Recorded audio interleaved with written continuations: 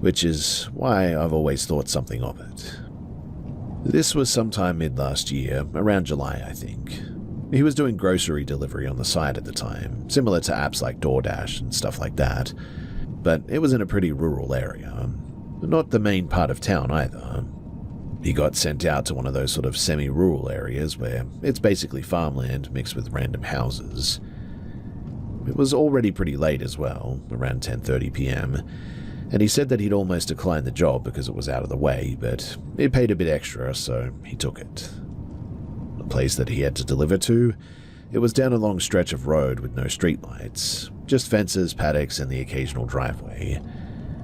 The GPS was working, but he said that it felt off because there were barely any landmarks. Everything looked the same in the dark. He eventually finds the address, though. It's one of those older houses set way back from the road. Long dirt driveway, no visible lights on except for a small one near the front door. He pulls up, but doesn't turn the engine off, just leaves the headlights on, grabs the groceries, walks them up, drops them at the door, takes the photo and turns around. Standard stuff. But then, on the way back to the car, he said that he got this feeling like someone was standing behind him all of a sudden. Not a noise exactly too, but just sort of like an awareness that you get sometimes. He turned around, but there was nothing there. He shrugs it off and gets back into the car. Now, the way that the road was set up, about 20 to 30 meters ahead was a T intersection. Straight ahead was just forest, and there were no houses, no fencing, just a line of trees. He starts driving forward, and as he's rolling toward the intersection, something hits the ground in front of him. Not small either, loud enough in fact that he slammed the brakes. It was one of those metal road signs. Not the main stop sign, but one of those smaller advisory signs. It had been standing upright, and now it was flat across the road. He said that there was no wind and no cars, no sound of anything moving it, which was strange. At this point, he's pretty on edge, and he sort of looks around with the headlights, but there was nothing that he could see. There was nobody either side of the road, no movements in the trees, nothing. He considered getting out to move it, but in the end he decided against it, and instead he slowly sort of steers around it, half on the dirt road, just wanting to get out of there. And as he turns left at the intersection, his headlights sweep across the tree line directly ahead of him. And that is when he saw it. He described it as a dog at first, medium to large size, pale, almost white coat, standing just inside of the tree line. But the part that stuck with him wasn't the dog itself, it was how still it was. No shifting, no flinching from the headlights, nothing. Just standing there looking straight at the car. He said that the eyes reflected back like normal animal eyes do, but they didn't move. No blinking, no head turn, nothing. Just completely zeroed in on him. He slowed down for a second without really meaning to, then had that gut reaction like, don't stop here. So he kept going. After he passed it, he checked the mirror, and he said that this thing got up on two legs and ran into the tree line. And upon seeing that, he literally took off. He told me that he didn't go home straight away either. He drove back toward town, parked under some streetlights near a gas station, and just sort of sat there a bit, trying to calm himself down. But here's the part that made the whole thing even worse for him. The next day, he went back during daylight, not to investigate anything weird, but he just wanted to prove to himself that it was normal, that the place was regular. The house was there, same as before, but the intersection looked different in a way that he couldn't explain. And the sign that fell? Still there, but bent at the base like it had been loose for a while. The tree line area where he saw the dog as well, there was a wire fence running along it that he somehow didn't notice at night. There were no gaps in it from what he could see, which was weird because there's no obvious way for a dog that size to be standing where he saw it. He actually ended up asking one of the nearby property owners later when he was doing another delivery out there, just sort of casually mentioning it, seeing a white dog around. The guy told him that no one in that stretch keeps dogs loose because of livestock here. In fact, he said that if anything does get out, it usually doesn't last long here. So yeah, it could have been nothing, I suppose. Loose sign, random stray, bad lighting. But he insists that he saw that dog get up on two legs and run like a person. He still delivers, but he now pretty much avoids that area if he can, even if the pay is better. And honestly, hearing him explain it all, I probably would too.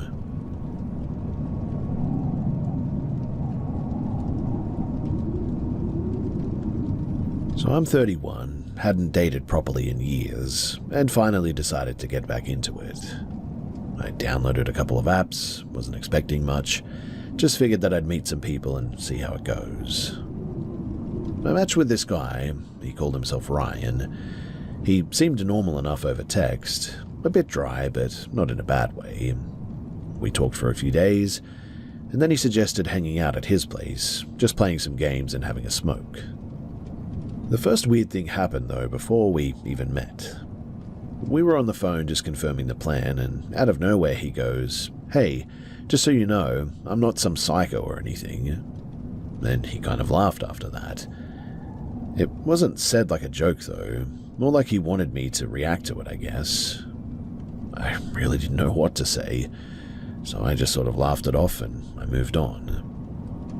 I should have taken that more seriously in hindsight, though. He lived in a unit complex. The place wasn't sketchy or anything, just a normal older block.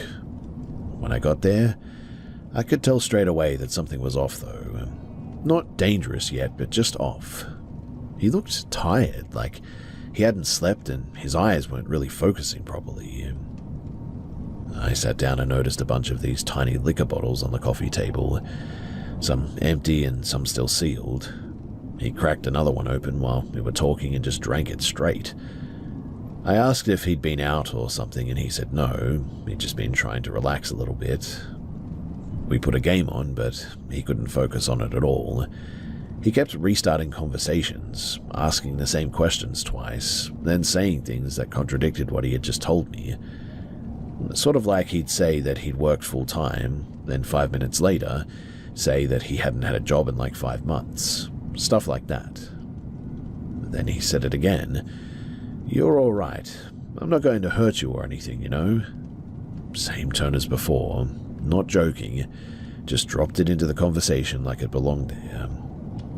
At this point, I was a bit on edge, but I'd already smoked a bit with him, and I think that I was trying to convince myself that it was just awkwardness or maybe just nerves.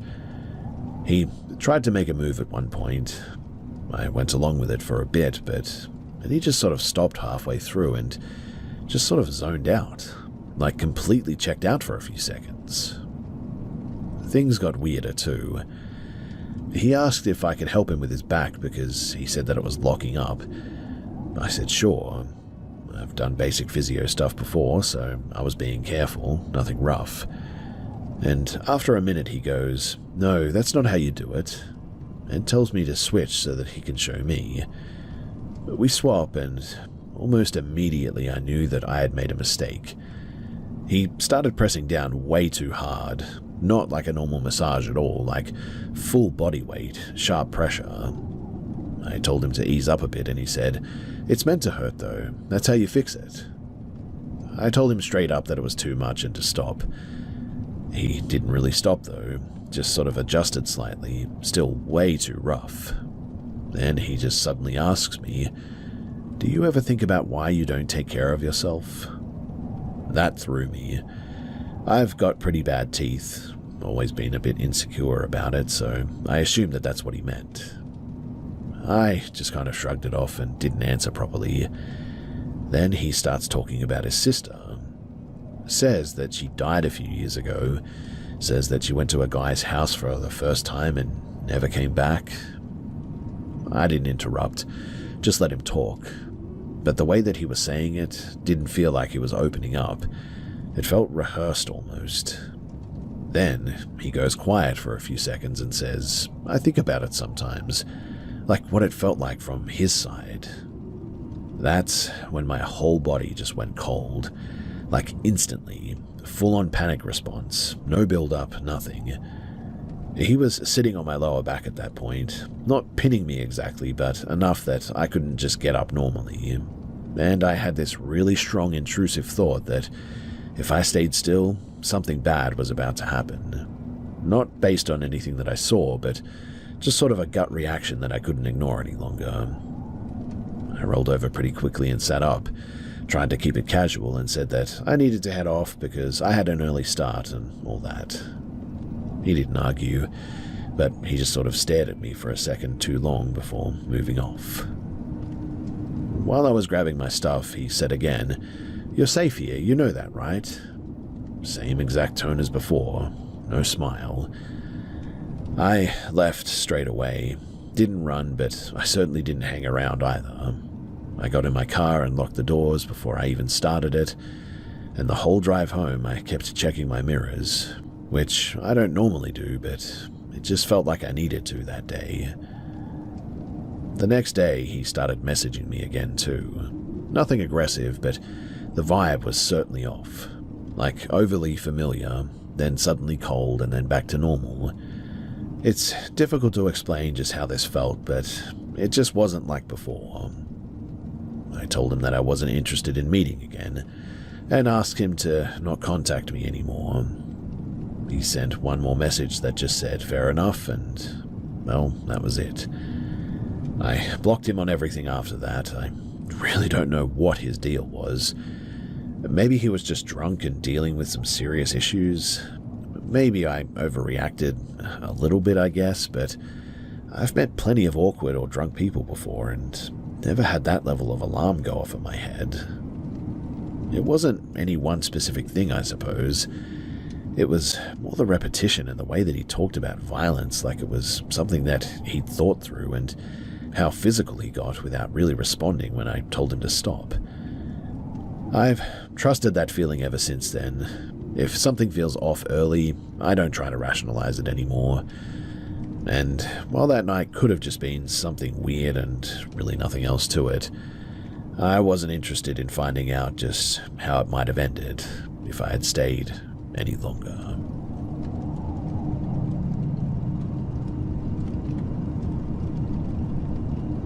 This was back in 2011, when me and a group of friends, Alex, Sam, Tori, Matt, and Jordan, decided to go camping in the Great Otway National Park.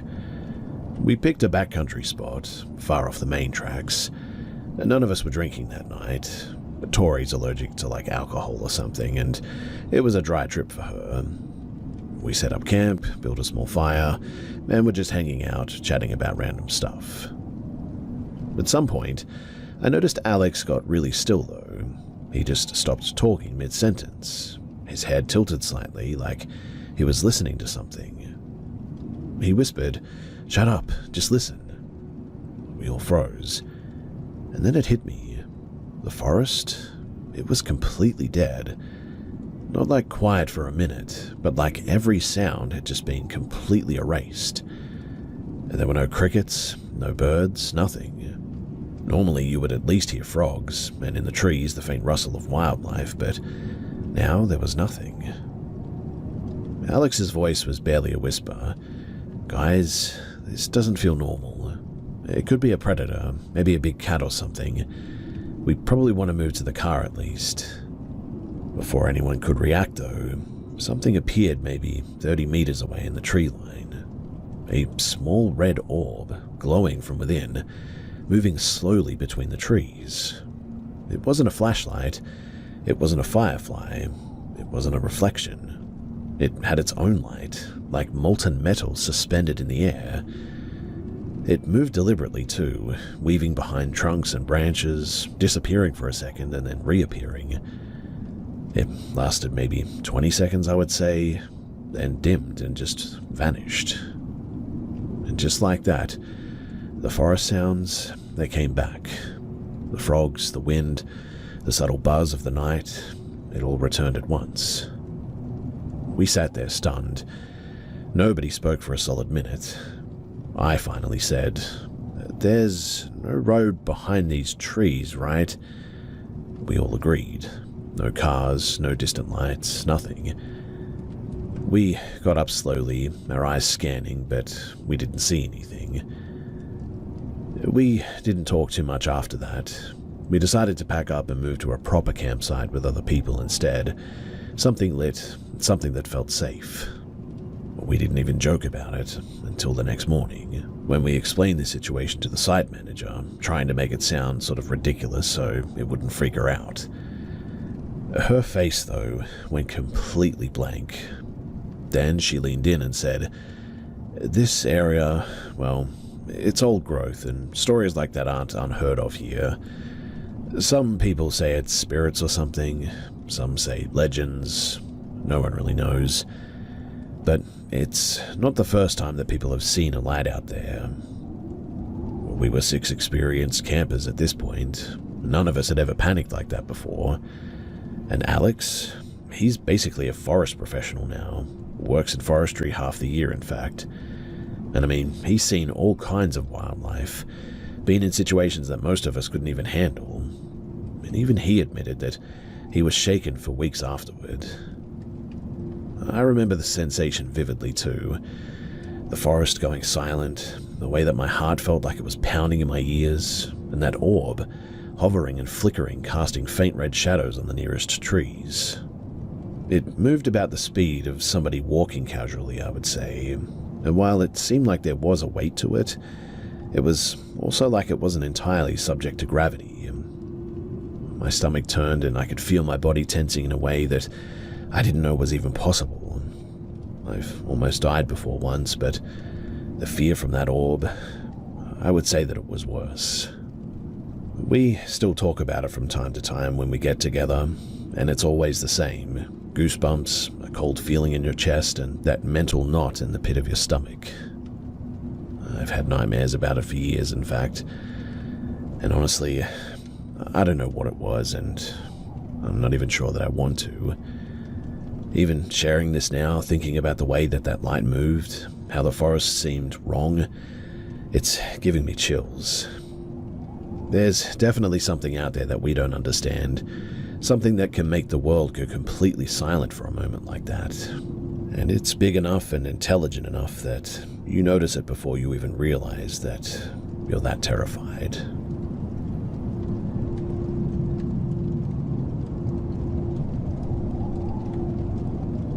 By early 2018, my family had just moved into a small cottage. We were still unpacking when the weather suddenly turned absolutely brutal. A blizzard hit, cutting off all the nearby roads. The entire area was blanketed in deep snow, and the village felt completely isolated. With schools closed for almost 2 weeks and nothing much to do as well, I decided to eventually take my dog Max out for a walk. I was pretty new to the area and wanted to check out the nearby woods and the bogland. So after trudging through the snow for about 20 minutes, we reached the edge of the bog. There was a faint trail that I noticed that led into a small patch of artificial woodland, trees planted in rows, clearly human-made. I followed the trail deeper though, Max sticking close. The snow was soft and fresh, and the forest was eerily quiet. That's when I saw some strange prints. They looked like hoof prints, but small. Probably a young deer, I thought. But they also didn't really make a lot of sense. What I mean is that they started right in the middle of the trail, as if something had appeared out of nowhere. And then, just a few meters further along, they stopped. Not a trail leading into the woods, not a splash in a snowdrift. They just ended. I walked over the prints slowly, squinting at each one. They were all the same size, evenly spaced, perfectly formed, as if whoever or whatever was walking had been careful enough to not slip. I reached the surrounding snow and the trees to see if the deer had leapt off. Maybe it was hidden under the snow or something, but there was nothing. No broken branches, no scattered twigs, nothing to suggest that it left the trail in a natural way. Even Max, who usually runs ahead sniffing everything, was suddenly hesitant, growling softly at the forest. I decided to keep moving along the trail, following the prints to where they ended. The deeper that I went, the heavier the feeling in my chest became, though, like something was watching me. I kept looking over my shoulder, but I didn't see anything. Then, between two trees up ahead, I saw movement. At first, I thought it was a person. The figure was tall, thin, and hunched, moving in a strange, almost jerky way. Its limbs seemed too long and too jointed, and the way that it moved, it didn't feel natural. I froze. Max barked once, low and warning-like, then stayed silent. The figure stopped too. It had a pale greyish complexion, and the head, it wasn't quite human. It was elongated with a narrow face, almost no visible mouth, and dark eyes that reflected the dim light in a way that made it impossible to look away. I swear that I could also see faint hair or bristly fur along its shoulders. The arms were long, dangling almost to its knees, and the hands looked wrong, thin and claw-like fingers. It just stared at me, and I couldn't move. I couldn't speak. I felt my stomach tighten, like my body knew that I was in danger but had no way to react. I stood there like that for, I don't know, maybe 5-10 seconds, and then it turned and glided between the trees, disappearing as silently as it appeared. I tried to rationalize it, that maybe it was a deer that had lost its way in the snow, maybe a person in some kind of a costume, but honestly, there's nothing that I could come up with. The proportions, the movement, the way it appeared and just vanished like that, nothing made sense. Over the next few days, I kept exploring the bog and the surrounding forest, partly out of curiosity, but partly because I couldn't shake the feeling that something was out there. And that's when I noticed tracks that didn't belong to any animal that I knew. They were humanoid-ish, I would say, but with long, narrow feet, clawed toes, and uneven strides. Some prints were upright, like somebody walking, but others seemed crouched or sort of elongated, as if whatever it was could shift between postures. Sometimes I'd glance up and catch movement at the tree line, a shadow slipping between the trunks, but whenever I focused, nothing was there. I never did see it again directly after the first encounter, but the tracks kept showing up for days afterward, always ending abruptly, like the creature literally just disappeared into thin air. Every time that I walked the trail alone, Max would growl or stiffen, refusing to go any further.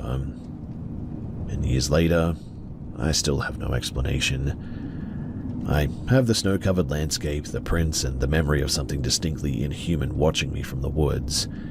I took some photos that day as well, but like with the prints, nothing in the pictures shows the creature or anything really, I guess, definitive proof. The image is just like snow, trees, and shadows, and a few prints here and there that look a little bit odd. These days, though, I don't go back to that forest now. I stick to the roads and the cleared trails. But if anyone has a rational explanation for the phantom deer prints or human tracks like this, then honestly, I'm all ears. Deep down, though, I really don't think that there is one, but heck, you never know.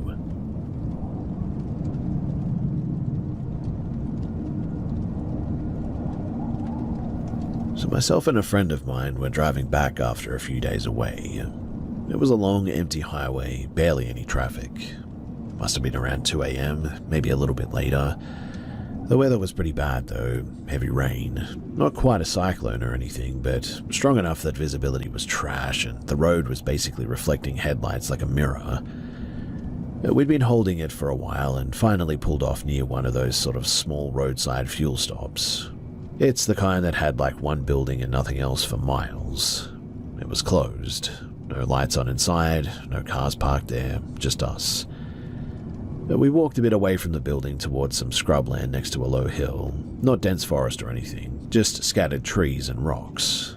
We went there because we needed to relieve ourselves. While we were standing there, my friend goes quiet for a second and then says, "Do you see that up there?" I looked where he was pointing. There was a rock formation on the slope, maybe 30 or 40 meters away. It took me a second, but yeah, there was something on top of it. At first I thought it was just a weird shadow from the rain in the headlights, but then it shifted slightly. It looked like a person, standing upright, not moving much and just facing us. No umbrella, no jacket that I could make out, just a dark shape against the sky. It didn't react to the rain at all, which already felt off. I mean, we were only out there for a few moments, and in that time we had to constantly move the water from our eyes at the very least. My friend said that it looked like a woman based on the outline. Honestly, I couldn't tell though. The proportions were just a little bit off, I suppose. The arms looked a little bit too long, like they were hanging lower than they should have. Could have been the angle, I suppose, but it just didn't sit right with me. We both stopped what we were doing though and just watched it for a few seconds. It didn't wave, didn't step down, didn't do anything normal. It just sort of stood there.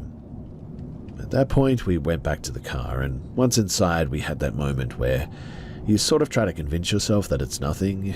Just a random weirdo, maybe. Maybe somebody broken down nearby. Whatever. But it didn't explain why they were just standing on a rock in the middle of nowhere in that weather, looking down on us like that. My friend then suggested turning the car so that the headlights would hit the hill properly. I didn't really want to, but I did it anyway because he insisted. When the high beams lined up, things got worse.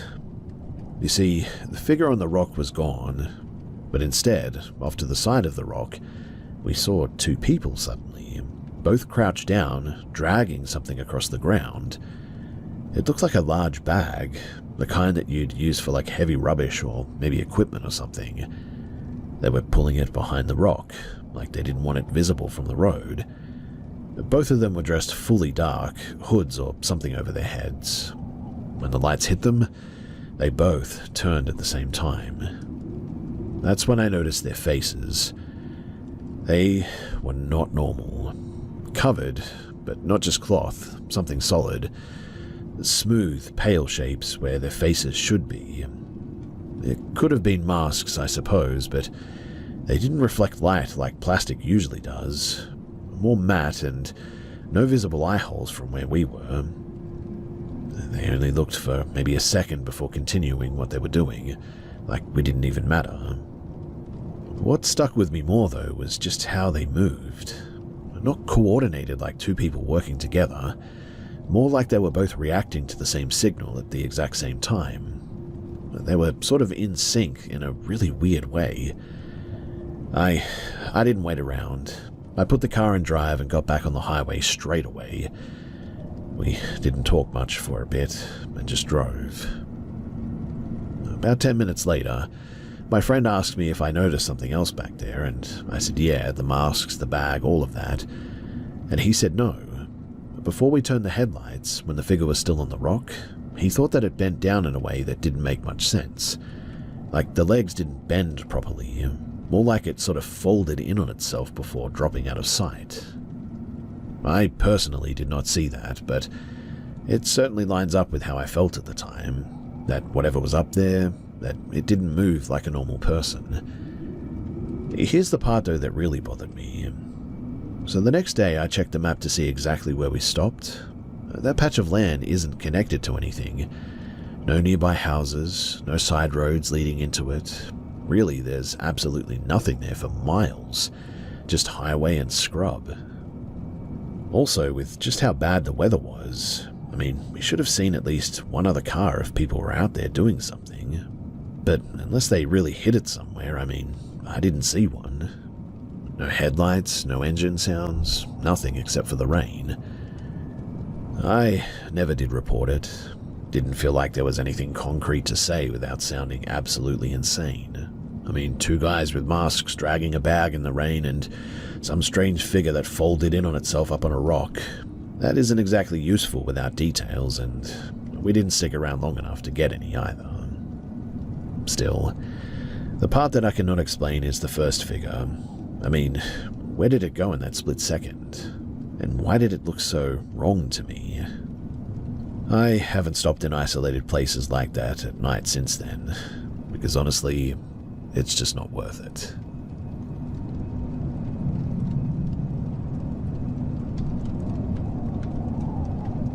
I'm sharing this because, well, I need some outside opinions before I decide what to do next. I'm not trying to exaggerate anything here as well. just laying out what's exactly been happening. So we live in a quiet street, and mostly older houses here, nothing weird going on normally. But around mid-2022, the woman who used to live a few houses down died after falling down her stairs. And after that, the place sat empty for a bit, then her daughter moved in with her own kid. From what we can tell, the daughter is in her mid-40s and doesn't really manage things very well. The house went downhill pretty quickly, in fact. There were cats everywhere, like way too many, and they just sort of roam the street now. Honestly though, the animals aren't the main issue.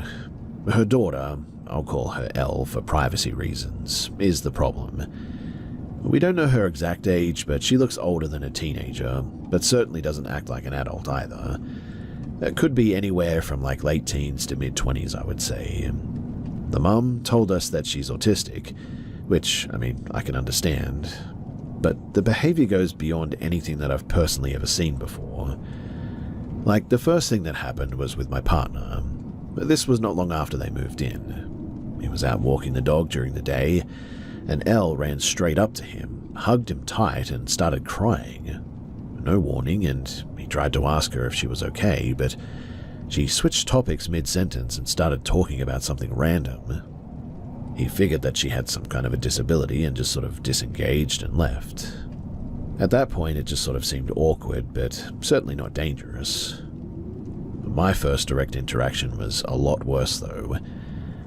I was outside and she walked up and hit me on the side of the head. Not hard enough to injure me, but certainly not a tap either. I told her clearly not to touch me. She backed off but just stood there, staring at me. I messaged her mother about it and got the usual apology, plus she doesn't understand boundaries sort of thing. After that, though, I started noticing patterns too. I work late, so I'm outside at odd hours, usually between 1 and 3 a.m. with the dog. That's when I started seeing her pretty regularly. Not just walking around as well, but standing in weird places doing, well, nothing. One night, in fact, I was walking a friend out to her car. We have a small entry space between our main door and a metal security gate. It's tight, but not somewhere that you'd usually stand. But Elle was just there in the dark, wedged between the doors, facing the wall, not moving, hair hanging down so that you couldn't really see her face. It was really creepy. My friend noticed her before I said anything and just went, "What the heck is that?" We both left pretty quickly after that. I kept seeing her around cars as well, and one time she was trying handles, like checking if they were unlocked. When she noticed me, she crouched down behind one and stayed completely still. But I could still see part of her through the gap. I mean, it wasn't subtle. Another time, I thought that she was locked behind the gate again, so I sort of ignored it and walked back to my place. Turns out that she wasn't. She had gotten out and was hiding near a car or something, and as soon as I got closer to my door, she came out and started walking toward me fast, saying, hey, come here, over and over again. I didn't engage. I went straight inside and I shut the door. That's when I told my partner as well that something felt really off. Not just she doesn't understand social cues, but like she was actively watching the house. He thought that I might be overreacting at the time, which honestly I sort of get because he hadn't seen much of this, but then something happened that really changed his mind. So about 6 months ago, I had a really bad asthma episode and had to go to hospital pretty quickly. My partner wasn't home, so I had to leave my son, he's 16 there, alone for a short time. I gave him a phone and told him to call if anything happened, and he called me while I was in the emergency room. He said that Elle was outside banging on the door and ringing the bell repeatedly. Then she started going through things on the porch, picking up shoes and putting them on, walking around and then trying the door again. The first thing that I told him to do was to lock everything and not respond. While I'm literally struggling to breathe, I'm also messaging the mum telling her to get her kid off my property, and eventually she left. After that though, Elle kept coming back. Not every night, but enough that we noticed things being moved. Shoes especially. She'd take them all the time and walk around outside and then leave them somewhere else. So, I installed a camera. and the footage confirmed it. She'd come onto the property between 1 and 3 in the morning, pick things up, sometimes just stand there looking at the door, doing nothing, which was really creepy. Like not knocking or anything, just standing there and staring at the door. I told her mum again, more firmly this time, basically said that she was out at unsafe hours and needs supervision. I got a vague response, but nothing changed. And then today happened. So we had a food delivery arrive to our place. My partner opened the door to grab it, when out of nowhere, Elle comes around from beside a parked car, already holding some random food item in her hand. She walks straight past the delivery driver and tries to enter our house. No hesitation, no asking, just walks in like she lives there. My partner blocked her physically with his body. She kept shifting side to side trying to get around him. Not aggressive in a sort of loud way, but certainly persistent, like she was testing gaps. The delivery driver, the poor guy, just froze. Then she got really close to my partner, like face-to-face distance, and she started sniffing him. Actually sniffing. Not subtle either. She handed him the food that she was holding and said, "What are you going to call it?" He just said, "I don't know. Because, what else do you say to that?" She then leaned toward the delivery driver and made this sort of low growling sound, face twisted, teeth showing. It wasn't a joke or playful either. It looked forced, like she was trying to mimic something. And then she just walked off. After the driver left, my partner just stood there for a second and went, "Yeah, okay, something's not right about that one." And this is the part that's really hard to explain properly without sounding like dramatic or whatever, but when she was at the doorway, up close, he said that her face just didn't look right. Not like makeup or anything obvious, just really off. The way her mouth moved when she made that sound didn't match normal expressions, like the muscles weren't actually syncing properly with the sound. He said that it reminded him of someone trying to copy a human expression rather than actually making one naturally. And look, I know how that sounds. I'm not saying that it was anything supernatural or anything too, but it definitely was really weird and enough to shake him. And so, now we're at the point where this isn't just annoying neighbor sort of thing anymore. She's entering the property at night, trying doors, approaching us physically, and now attempted to walk into the house while we were distracted.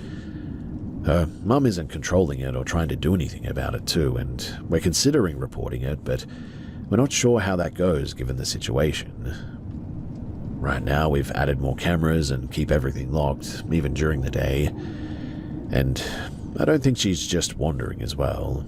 I think that she's actually fixated on this house in particular, and on my family. I don't really want to wait and see how far that goes, and so that's why I'm here. Do you guys have any advice or know anything about how to handle something like this?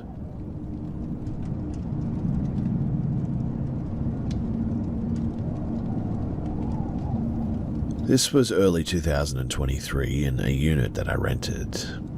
It was an older apartment block, probably built in the 80s. Cheap rent, which should have been my first clue. The landlord mentioned the last tenant left in a hurry, but didn't elaborate, and I didn't push. First few nights were pretty normal there, but then around the end of the first week, I sort of woke up randomly. No noise that I remember waking me, just that sudden I'm awake feeling.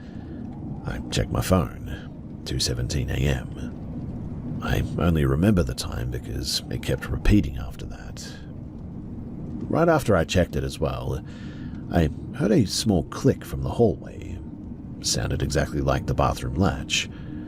Then a second later, the shower turned on. That didn't make any sense because I live alone, and the bathroom is about 5 meters from my bed. I got up and went to go and check it. The door was slightly open. When I pushed it fully, everything was normal. The shower was off, tiles dry, no steam, nothing out of place. I wrote it off as maybe pipes or something, old building, pressure changes, whatever. The next night, though, same thing. 2:17 a.m., click, shower running. This time I stayed in bed and I just listened. The water ran for maybe 30 to 40 seconds and then stopped. After that I heard something else as well, what sounded like wet footsteps on the tiles, then onto the hallway floor. The sound stopped right outside of my bedroom and I didn't get up that time.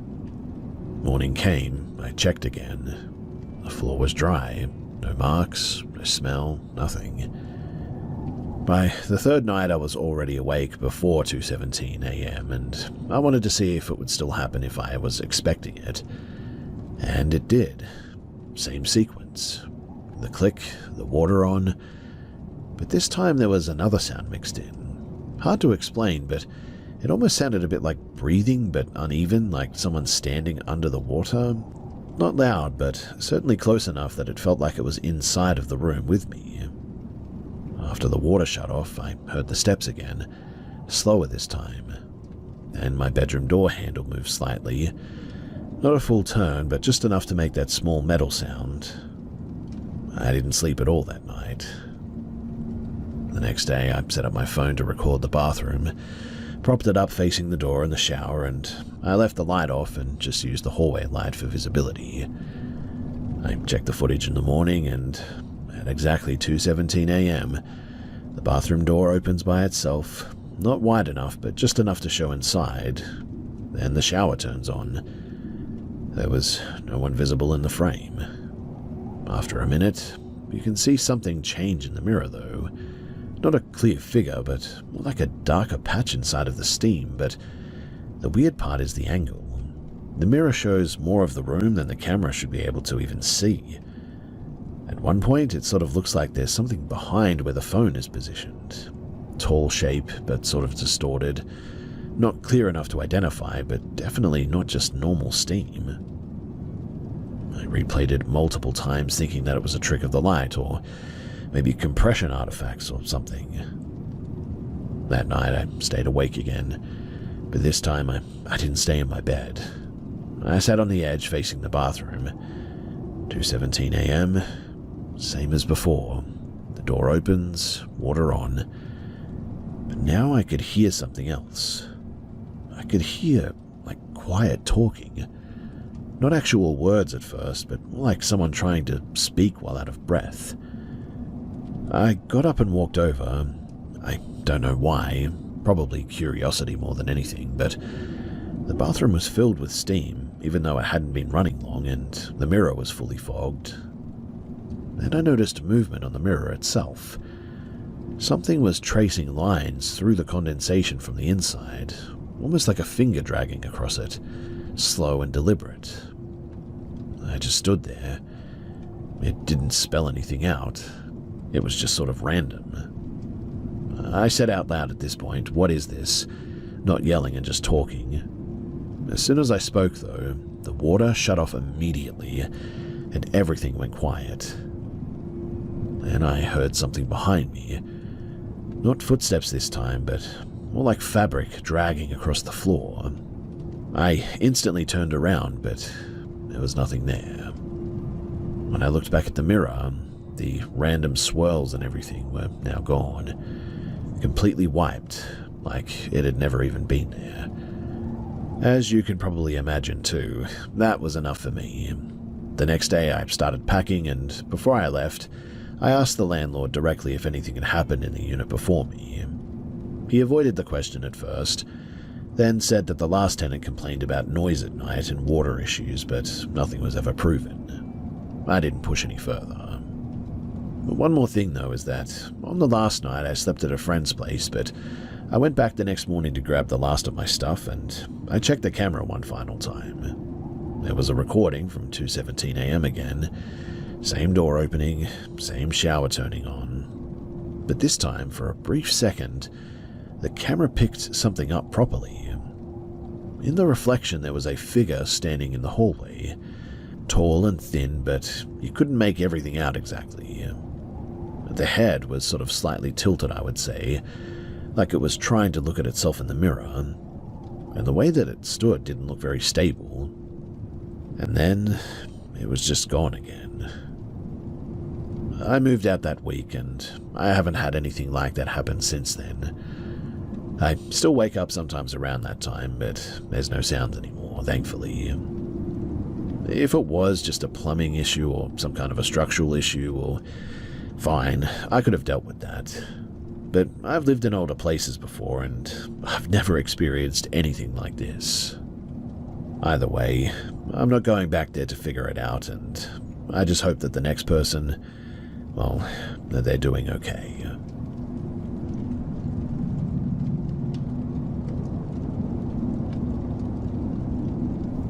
A few years back, me and my mum went to stay with my grandfather. He lives on a property about maybe 20 or 30 minutes outside of town.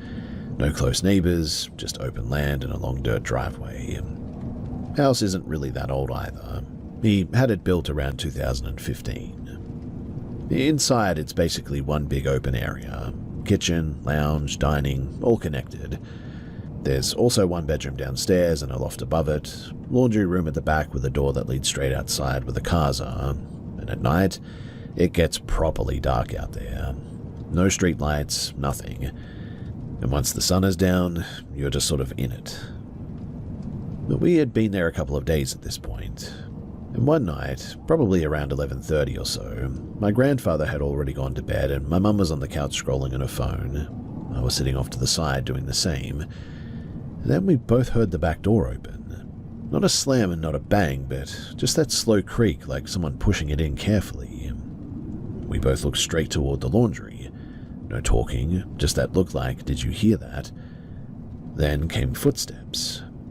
They started from the laundry and moved through the house exactly how someone would walk it, past the kitchen, across the open floor, toward the front area. The sound was heavy, like boots on wood. Not quick either, slow, spaced steps.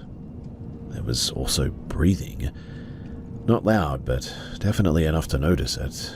Like someone who'd just walked a long distance, maybe, and the steps stopped right near where my mum was sitting. We didn't move, just kind of locked in place. I remember looking at her, and she had this same expression that I did, like we both knew that this wasn't normal, but didn't want to be the first to say anything. After maybe 10, 15 seconds, we got up and we went to go and check the laundry. The door was closed, but we still locked it anyway. We did a quick look around the house, but there was nothing there. No footprints, no sign anyone had actually come in, nothing. We didn't tell my grandfather in the end. He's older and probably wouldn't have handled it well, or maybe even just brushed it off completely. That night, though, I barely slept. The next day, Mum went around doing her thing, burning stuff, saying prayers, or whatever it was that she was doing. I'm not really into that personally, but she was clearly shaken, which really is not like her. I've stayed there a couple of times since then, including alone. That's where things got worse for me personally. When I stayed alone, I slept up in the loft there, and you can see down into the main living area from there. The first night, I kept the lights off and just tried to ignore everything, but at around 2 in the morning, I started hearing movement downstairs. Not clear footsteps like before, more like shifting weight, I would say, like the floor creaking in spots where someone could be standing still rather than walking. At one point, I looked over the edge. I didn't see anyone, but I did see something that didn't really line up right. There was sort of a shape near the kitchen area, but I couldn't really make it out exactly. The height and the posture were a bit strange, too tall for where the ceiling dipped slightly, and the way that it was positioned didn't match how a person would really stand, but it sort of looked like it was leaning forward but still upright at the same time. I watched it for a few seconds, trying to make sense of it. Then it moved. Not a normal step, too. More like it shifted its whole body sideways without adjusting its legs properly. It did not look like a natural movement at all. I went straight back from the edge and I didn't look again. After that, I put headphones in and I didn't take them out until morning. The next time that I stayed there, I blocked the loft opening with a blanket so I couldn't see downstairs at all. Still heard things though, like low talking but no actual words that I could make out. It wasn't constant, but just enough to keep you from settling. And well, after this, I don't stay there alone anymore. Now, the other part of this that really added to it all is that in early 2024, I spent a month somewhere nearby, and I was staying near a river that locals don't like being around at night. My girlfriend at the time lived across it, so we had to cross a bridge pretty regularly. Every time we crossed after dark, she would get tense as well. Not joking around either, but actually anxious. I asked her about it, and she said that people avoid that stretch because of things that have happened there in the past. I spoke to an older woman who lived near the river. Limited English, but enough to understand each other, and she told me straight up that she sees things near the water at night and doesn't really question it anymore. Said that during the war, bodies apparently ended up in that river. While I was there, I didn't see anything clearly like at my grandfather's place, but I did notice the same kind of feeling, I guess you could say, like your body picking up on something before your brain really does. Just a heavy, uneasy feeling for no obvious reason. One night, though, riding back over that bridge, I glanced down toward the water and I saw something moving along the bank. It looked like a person at first, but the way that it moved really didn't match walking. It was slow to the ground, then upright again, then gone behind some brush.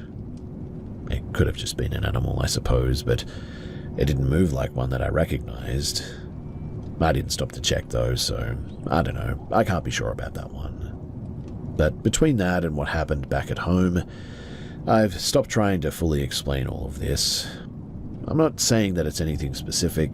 I mean, it could be anything really, but that night with my mum, we both definitely heard those same steps, same breathing, same path through the house, and whatever I saw from the loft wasn't something that I could match to a normal person moving around downstairs either.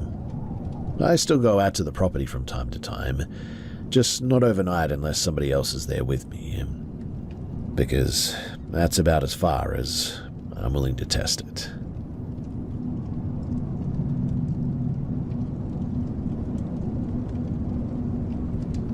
I've never really written this out properly, but it still messes with me even now, so I'll just explain it straight. This was late 90s. I was a kid living with my grandmother in an old place. The house wasn't huge, but it had this one setup that always felt wrong. My bedroom, it had two doors. One normal door to the hallway, and another that went straight up into the attic. Not like a crawl space either. When you opened it, there was a full staircase going straight up. Steep, narrow wooden steps, no light up there, and if you stood at the bottom and looked up, it just sort of disappeared into darkness. You couldn't see the top from where you were. But my bed was against the same wall, maybe a couple of feet from the attic door.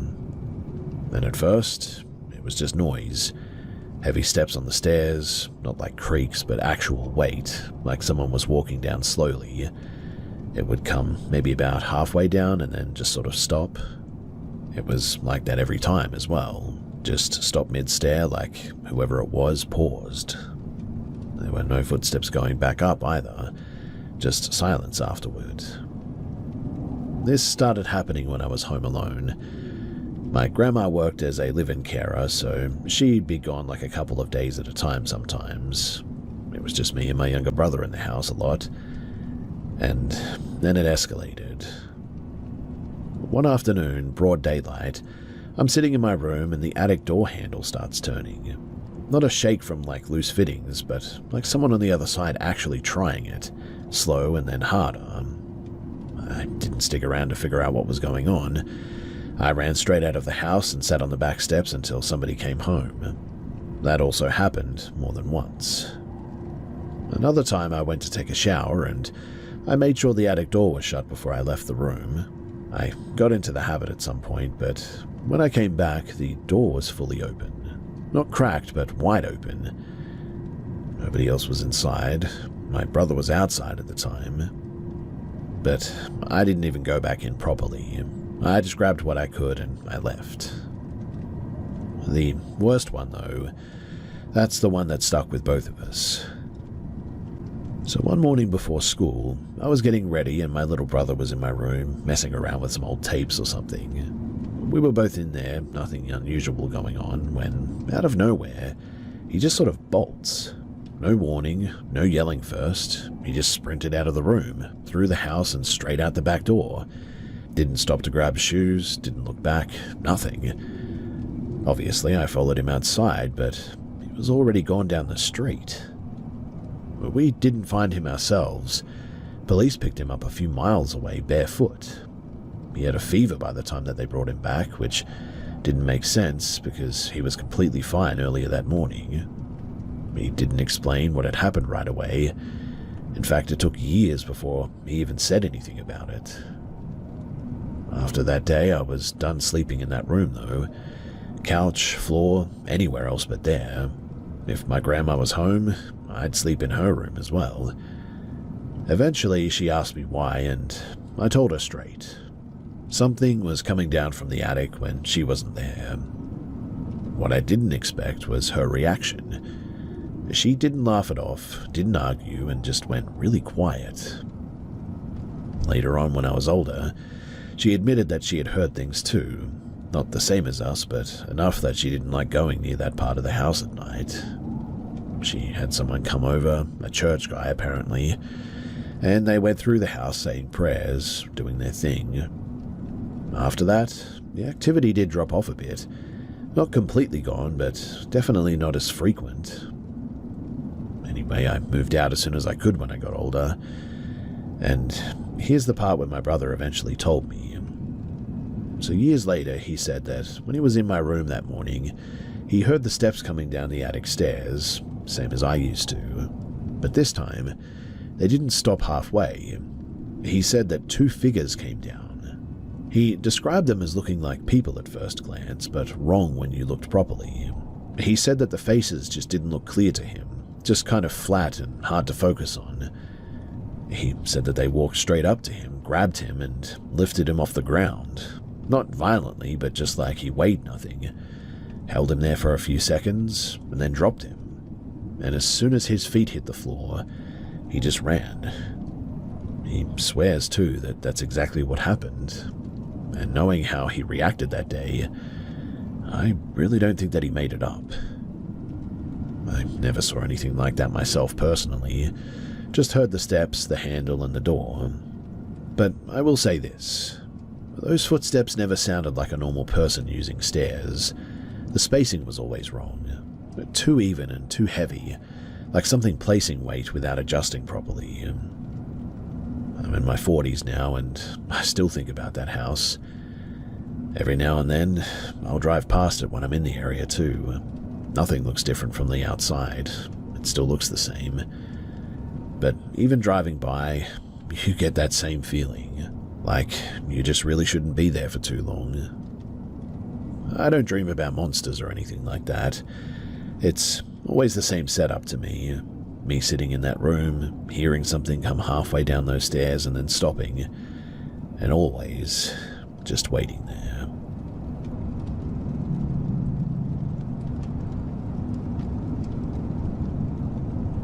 So this isn't my story directly. It's from someone that I knew pretty well. I've heard it a few times over the years and the details never changed, which is why it always stuck with me. So this happened around 2018 when she was doing a semester abroad. She was sharing an apartment with two other students in one of these older concrete buildings. You know the ones. Long hallways, thin walls, and one elevator that took way too long to get to you. She wasn't the type to get spooked easily either. Pretty practical person, not into ghost stuff at all. And one night, she stayed late at the university library, and it was raining pretty hard that night, like constant heavy rain, not just a light shower. She missed her usual tram and had to take a later bus, unfortunately, and by the time that she got off near her building, it was already after midnight. The street wasn't empty, there were still some people around, cars going past, normal city noise, but when she started walking faster toward her building to get out of the rain, she said that she heard footsteps coming from behind her. Not random steps too, but paced exactly with hers, like somebody was trying to close the distance without being noticed. She stopped and turned around, thinking that someone might be there, but there wasn't. Not even someone walking away. Just a couple of people further down the street doing their own thing. She brushed it off as maybe echo, and she went inside. Now, this is where it starts getting weird in a way that's really hard to explain. You see, she gets into the building, heads to the elevator, presses the button. When it arrives, she steps into it and hits her floor. The door should close almost straight away, but for some reason they didn't. They stayed open longer than normal, like something was stopping them. But there was nothing in the doorway. She even leaned forward slightly, thinking that maybe the sensor was picking something up, but still nothing. Eventually the doors closed on their own and the lift went up. When it reached her floor and opened, she said that she had that same feeling again, like someone was right behind her. Not just a feeling either. She said that she could hear it. Footsteps again, same pace, right on her timing. She stepped out and immediately turned around, but the lift was empty, door still open, no one inside and nobody stepping out. At that point, she started walking faster down the hallway, a little bit spooked. It's a straight corridor, maybe 10 to 15 doors along it, and she could hear the steps again behind her, matching her exactly. She stopped again and turned again. There was nothing. This happened 2 or 3 more times in that short walk. Every time that she moved, it sounded like something moved with her. Every time that she checked, there was nothing there. By the time that she got to her apartment door, she said that her hands were shaking enough that she struggled with the key. She got inside, shut it properly, locked it, and just stood there listening. No footsteps in the hallway anymore, no movement, just quiet. She checked the whole apartment too, rooms, bathroom, kitchen. Her flatmates were both out of town that night, so she was alone. And after a bit, she started calming down, probably just stress, late night, bad weather, all that. Then somebody knocked on the door. 2 knocks, clear and deliberate. Not loud, just like normal knocks, but like someone knew that she was there. She froze and didn't answer straight away. Then she asked who it was. There was no reply. She checked the peephole. Empty hallway. There was no one standing there and nobody walking away that she could see. She waited maybe 20-30 seconds thinking that maybe they moved out of view, but no one ever showed up. She actually picked up her phone at that point and was about to call building security when it happened again. 2 knocks, same pattern, slightly louder this time. She went straight back to the door and checked again, but there was still no one there. No sound of footsteps leaving, no elevator noise, and nothing. At this point, she is properly panicking, not just scared, like full-on physical reaction, shaking, breathing weird, all that. She called security from the building intercom though, and also started dialing the police on her phone. While she's on the call, it happens again. 2 knocks. But this time, there was a voice. She said that it sounded like a man, but not normal speech. Almost like someone repeating something that they'd heard somewhere else. Not shouted, not whispered either, just clear enough to hear through the door. She said that that's the point where she just dropped to the floor. She didn't black out completely right away, but she couldn't move or respond properly for some reason. The security guy showed up first. He checked the hallway, the stairs, even went floor to floor, but there was no one. Police came after that and did a more thorough check. Same result. No sign of anyone messing around. No reports from any other tenants. Nothing on the entry camera showing someone following her in or anything. But you definitely see her turn around a few times as if somebody is there. Now, here's the part that's always stuck out to me when she told it later. You see, the building had cameras at the main entrance and near the lifts.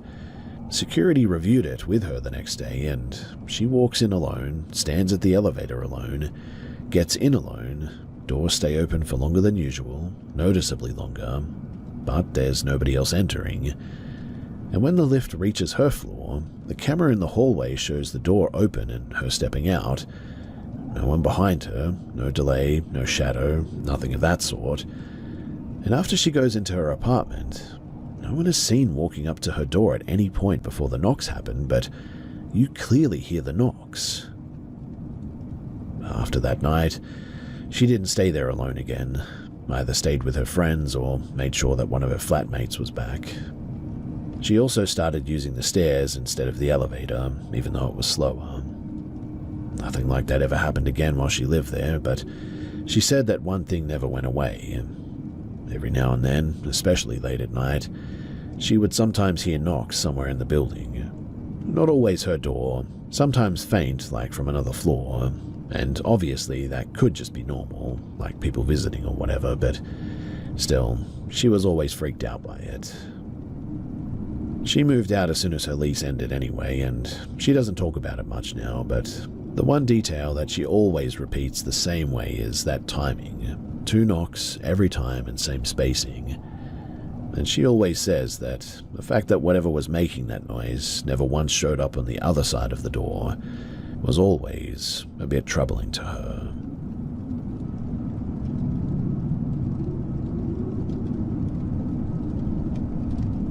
This all started last year, when me and my girlfriend were living in a small apartment complex in Columbus. The layout matters a bit too, so bear with me here. It wasn't one big building, more like a loop of smaller buildings facing inward, with a shared driveway in the middle too. Behind the buildings, there's a strip of trees. Not a proper forest or anything, but enough that once you step into it, you cannot really see the apartments anymore. Now, we had a routine where we would drink at night and then go for a walk around the complex before going to sleep. We never left the area, just circled around the buildings really. The night that this happened, we'd been talking about something heavy before going out. Not arguing, but definitely emotional. She's had stuff going on for a long time that she doesn't really get past, and we were talking about it again that night. Anyway, we go outside and we're talking, joking a bit, normal stuff. And at some point, I start walking backwards, so I'm like facing her while we talk. We end up near one of the buildings that has a small back parking area. That part of the walk barely has lighting, maybe one weak light and a couple of cars usually parked there. And while I'm walking backwards, I hear a woman say, "Hey." Not loud and not quiet either, but just like someone trying to get your attention sort of thing. I obviously assumed that somebody was out there, maybe another person walking around or heading to their car. I didn't really feel nervous or anything. I mean, I looked past my girlfriend into the dark area trying to see who it was, but I couldn't make anything out. So I said, "Hey," back. Twice, actually, because I thought that maybe they didn't hear me at first. Now, this all happened pretty quickly, but my girlfriend hadn't even turned around yet. She was still focused on me. Then she finally looks behind her, and the second that she does, her whole face just changed, like immediate panic. No hesitation, and she just turns and literally runs. I didn't ask anything, I just ran with her. We didn't stop until we got back to the front of the building. She sat down on the steps trying to catch her breath, and I asked what the heck just happened. She said that there was something standing in the parking lot behind her, not moving toward us, but just standing there. And she described it as looking like a person shape-wise, but completely wrong. Way too tall for how thin it was, and she said that the skin looked completely white, like no color at all. The part that got me was what she said next, though. She said that it turned its head toward us, but not in a normal way, more like it snapped into position instead of moving naturally. I didn't see anything myself personally, I only heard the voice. We went back inside and we locked the door, and just tried to make sense of it all. At the time, I sort of leaned toward it being somebody messing with us, maybe someone standing in the dark, maybe lighting made them look weird or something. Maybe we were both just sort of off because we'd been drinking. She didn't agree, though. She thought that it was something attached to her. She had moments before where she thought that she saw things out of the corner of her eye, but I'd never experienced anything with her, well, until that night. But after that, we stopped doing those walks altogether.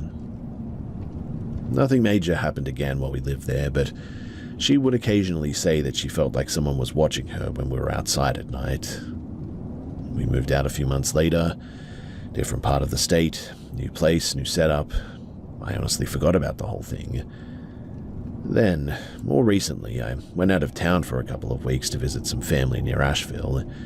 She stayed behind, crashing at a friend's place while we were sorting out another move. And that's when she told me something that she had never mentioned before. For about a week, she said that someone had been coming up to the living room window at night and just standing there and looking in. Not knocking and not trying to get in, but just standing close enough that you could tell that something was there, but not clear enough to see the details. She said that it looked like a shadow most of the time. I immediately assumed that it was an actual person. I mean, that's the logical answer, right? So I told her to call the police if it happened again. But she said something that really bothered me. She said that it would only stay for a bit and then leave, and that it always showed up around the same time each night. She never called anyone because it stopped on its own after about a week. But then, a couple of days after telling me that, she said that she saw something inside of the house, just briefly, like something leaning around a corner watching her, then pulling back. She only saw part of it, but she said that it looked pale, same kind of white that she described from that night at the apartments. At that point, I went back and read what I had written about the original incident, and that's when it started lining up in a way that I really didn't like. I still don't fully buy into anything paranormal, I guess you could say. I mean, at the very least, I would rather it be a person, a creepy one, but still something real and something that you can deal with. But here's the issue. Different location, different house, different surroundings, and she's describing basically the same thing without trying to connect it herself at first. Also worth noting is that nobody else at her friend's place has seen anything. No neighbors reported something lurking around, no signs of someone trying to break in or anything. Right now, nothing is actively happening, which I'm grateful for. She hasn't seen it again since the last time inside of the house. We don't really talk about it much because, well, there's just not much that we can really say about it or do about it. I cannot prove anything. She's not the type to exaggerate stuff like this, though, I guess. If I had to land on something, I'd still say that there's probably a normal explanation. Someone outside that first night, maybe stress, maybe lighting playing tricks, maybe even someone watching the house later, which is kind of creepy when you really think about it. But the timing, the repetition, and the fact that I heard someone that wasn't really there when I checked, that part I struggle to explain cleanly. So yeah, that's really it, and I'm not saying it's anything specific, but I'm just putting it out there because it's one of the few things that I haven't been able to write off, properly at least.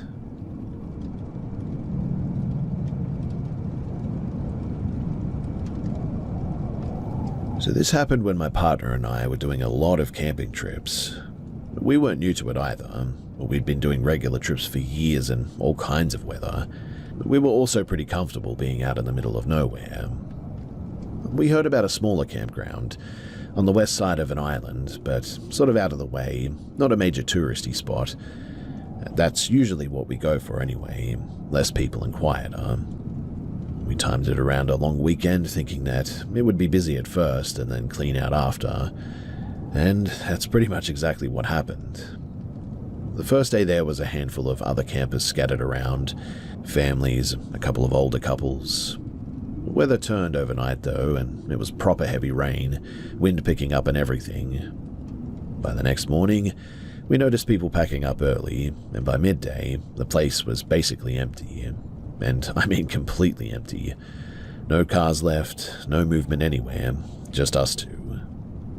We stayed anyway though, we camped in worse conditions. We spent the next couple of days just doing normal stuff as well, walking tracks, cooking, hanging around the site. No issues really. But it was the last night is when things really changed. So the rain came back hard again that evening, plus a storm was rolling in. We stayed close to the tent, cooked early, packed everything away properly. No food left out, nothing that would attract animals. That's important too, because that's the first thing that we checked later. Anyway, we went to bed earlier than usual that night, because there really wasn't much else to do in the rain. At some point during the night, though, I woke up. No idea what time it was. The storm had moved off a bit, but there was still lightning off in the distance. And every time that it flashed, it lit up the outside of the tent enough to see shapes, trees, the table, our gear for instance. I was sort of just laying there watching it for a bit. My partner was asleep, didn't move. And then I just got this feeling. Not like I'm scared straight away sort of thing, but more like something just wasn't right. It ramped up pretty quickly too, and then I noticed movement outside. At first, I thought it was just trees moving in the wind, but the pattern didn't really match. It was controlled, something moving across the campsite. Every time the lighting flashed, I could see it again, slightly closer as well. It looked like a person at first glance, but they were huge. Shoulders, though, were really narrow. But the shoulders were really narrow, which was weird. It wasn't running or walking properly either, more like stepping without shifting weight the way that a normal person would. I tried to wake my partner, but I couldn't move properly all of a sudden. Not fully frozen, but like my body just wasn't responding right. I could move my eyes, shift slightly, but not sit up. The thing kept moving around the tent. Not random either. It did a full pass around us, stopped at one side for a few seconds, then moved again. The closest that it got was right near the entrance too. And this is the part that I still can't line up with anything normal. So it didn't unzip the tent or touch it in any way from what I could see, but from my angle, during one of the lightning flashes, it looked like part of it was inside of the tent. Not fully, but like it was overlapping the edge. I remember focusing on that, trying to make sense of it, and then after that, I don't remember anything. In fact, the next thing that I know, it's morning time. The rain had stopped, my partner was outside already cooking, and I got up and told him straight away what I saw. He didn't take it seriously at first, said that it sounded like a dream or one of those half-awake states sort of thing. I pushed it a bit though, because it didn't feel like a dream. I mean, I've had bad dreams before, and this really wasn't the same. He didn't argue, but he didn't agree either, just kind of brushed it off. I still felt off though, like not just scared, but unsettled in a way that didn't go away, like a sense of dread was sitting deep in my stomach. We ended up packing up that day instead of staying any longer, and a few months later, it came up again randomly, and that's when he admitted something. So, he said that he woke up that same night as well. Didn't see anything at the time because he thought that it was just his imagination, but he saw something moving outside too, apparently. Same general shape and same kind of movement. He said that he didn't get the can't move feeling like I did, but he stayed still and watched it for a bit, then apparently went back to sleep thinking that it wasn't real. When I told him my version in the morning, that's when he realized that it lined up way too closely. We went over the practical stuff after that. No footprints, but, I mean, the ground was soaked from hours of rain, so anything would have been wiped away anyway. No missing food, no damage to gear, no other campers around who could have been messing with us that we knew of anyway. Also, no torchlight, no sound of someone walking normally, no voices and nothing like that. If it was a person, then they were moving in a way that didn't really match normal movement and didn't interact with anything around them. We still camp now, just not in places that are isolated anymore. And I don't think about it all the time, but when I do, I keep coming back to the same issue. It wasn't just one of us. Two people waking up separately and seeing something in the same spot, moving the same way at the same time. That's not coincidence. I haven't been able to figure out exactly what I think of it all or come up with any sort of explanation, but we never went back to that campground either.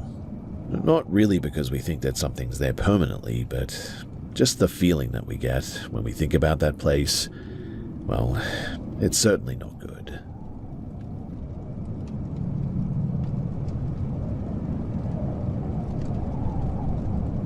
So my partner and I were doing some camping runs, and this one came from a recommendation through his family. One of his relatives kept going on and on about this remote spot, said that it was quiet, good fishing, hardly anyone goes that far out. While we were talking about it, his aunt basically cut in though and said that she hated the place. Not in a joking way either. She said that from the moment that they drove in that she felt off and didn't want to leave the tent the whole time. She couldn't explain why, but just said that the place just didn't feel right to her. We didn't take that too seriously. People get weird feelings in the wilderness all the time, right? Well, the drive, it was longer than expected. Once you turn off the main road, it's just dirt track for ages. No reception, no lights, nothing. We ended up arriving late because we took a wrong turn earlier on as well. And so, by the time that we got close, it was fully dark. Only thing lighting anything was the headlights and a really bright moon. You pass a stretch before the campground, though, where there are a few old buildings. Some still used as holiday cabins, most just sitting there empty, though. Not a full ghost town or anything, but clearly not active either. Anyway, we set up quickly and didn't explore that night. We ate, we cleaned up, and we went to sleep. The next day, we walked around properly. The place was basically empty. I think that we saw maybe one other car the entire time that we were there, and it wasn't near us by any means. Our side was near the water, though, a bit off to the side from the main area. Everything was pretty normal as well during the day. At some point, though, that afternoon, my partner sort of wandered off to fish for a little bit. When he came back, he had this metal pot with him. Not small either, one of those heavy black cooking pots. Looked old, like it had been sitting out there for years.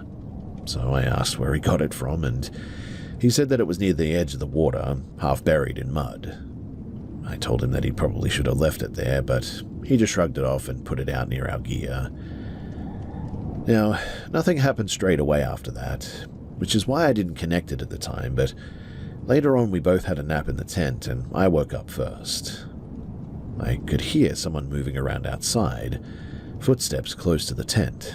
Not animals, way too steady and too deliberate for that.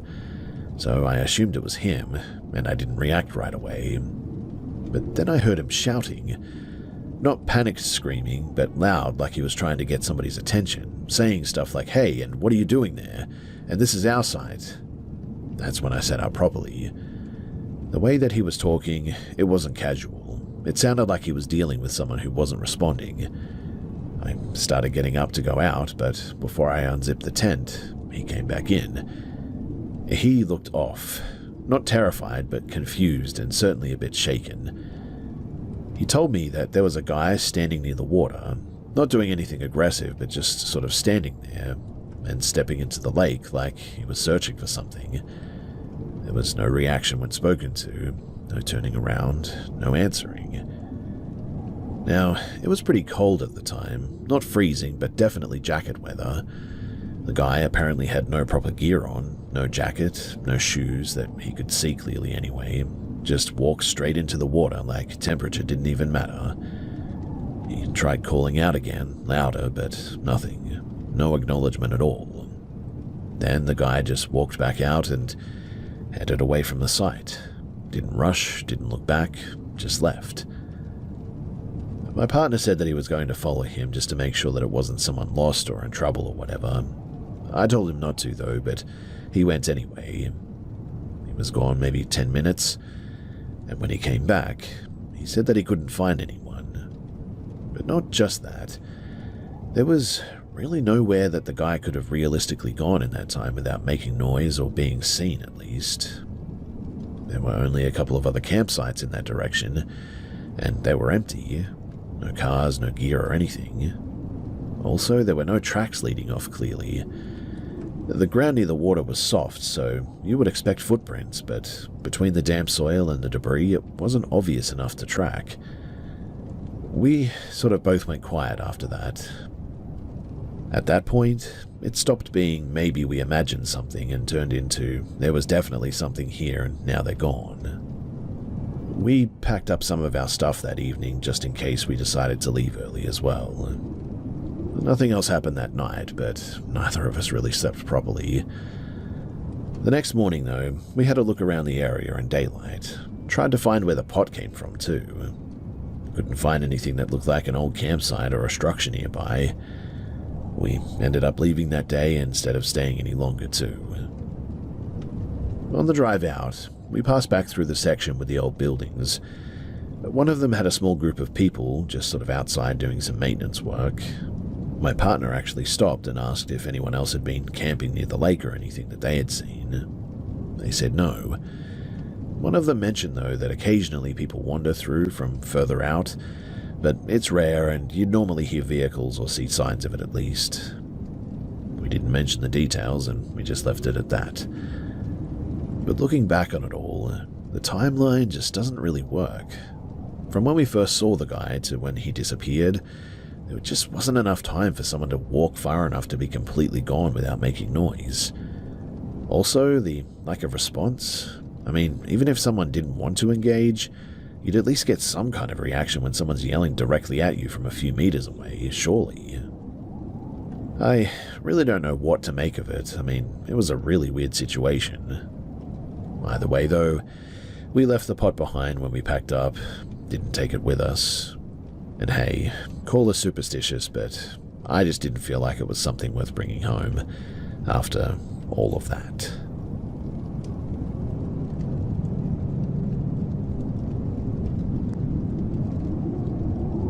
I was about 10 years old when this happened and living in a very rural part of the country. Not a town really as well, but just sort of a handful of houses spaced out and farmland and forests around for the most part. Our closest neighbor was directly across from our place though, and the next neighbor was about maybe a mile away. Beyond that, it was just dense forest pretty much everywhere. No shops, no schools, nothing. Nothing but dirt tracks and trees as far as you could see. We didn't have a TV at the time, and there wasn't much in the way of entertainment at home. My siblings and I, we mostly read, played with toys, or rode our bikes. We had a couple of yard dogs, both pretty alert, and I never remember feeling unsafe around here. For years, too, it was pretty quiet, almost too quiet, in fact, but here's some background about me. I've always had weird experiences with things that I just cannot explain. As a kid, I occasionally had things like whispers when nobody was there, light touches, or objects seeming to move. Nothing terrifying most of the time, but just a bit odd, I guess you could say. And I never really sorted out either. It was always just there. Now, one afternoon, I was outside, watching the dogs run around the yard, when I saw someone jogging down the dirt road. He was a man, white, wearing shorts and a t-shirt, running toward the dead end of the road. I'd never seen him before. The dogs, they didn't bark or react at all, too. My mum didn't see him either, and didn't know who I was even talking about when I mentioned him. I didn't think too much of it at first, but a few days later I saw him again jogging the same way. This time I grabbed my bike and I followed him for a little bit. I stayed a little ways behind, quiet, almost frozen with a mix of fear and curiosity. And the weird thing was that I didn't hear any footsteps, nothing while he was running. Just the soft sound of the tires on the dirt road that I was riding my bike on, and he didn't turn his head or acknowledge me in any way. The road ended, though, in a tall, sort of overgrown grass area that reached about mid-thigh. The man just ran straight into it. And here's the really strange thing.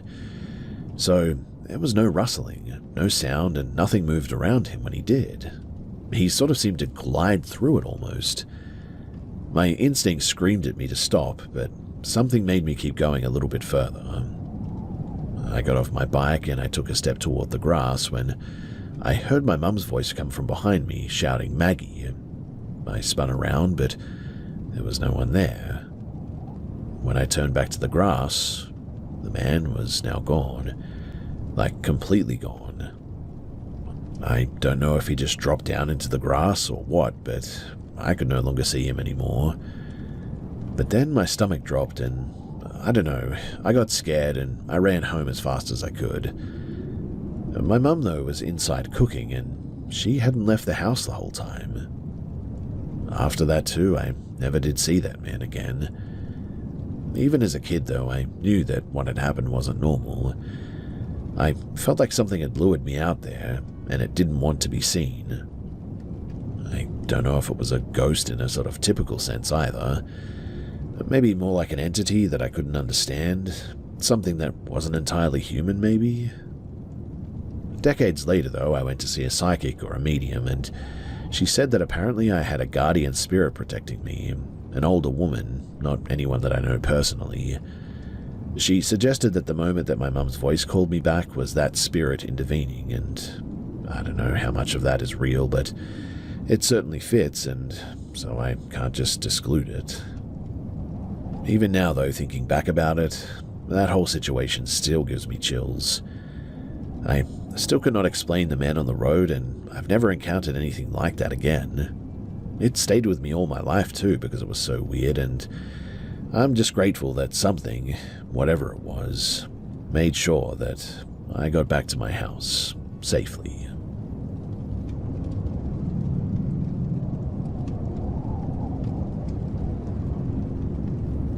Every night, I take our dog Milo out for the final walk somewhere between 11:30 and 3 in the morning.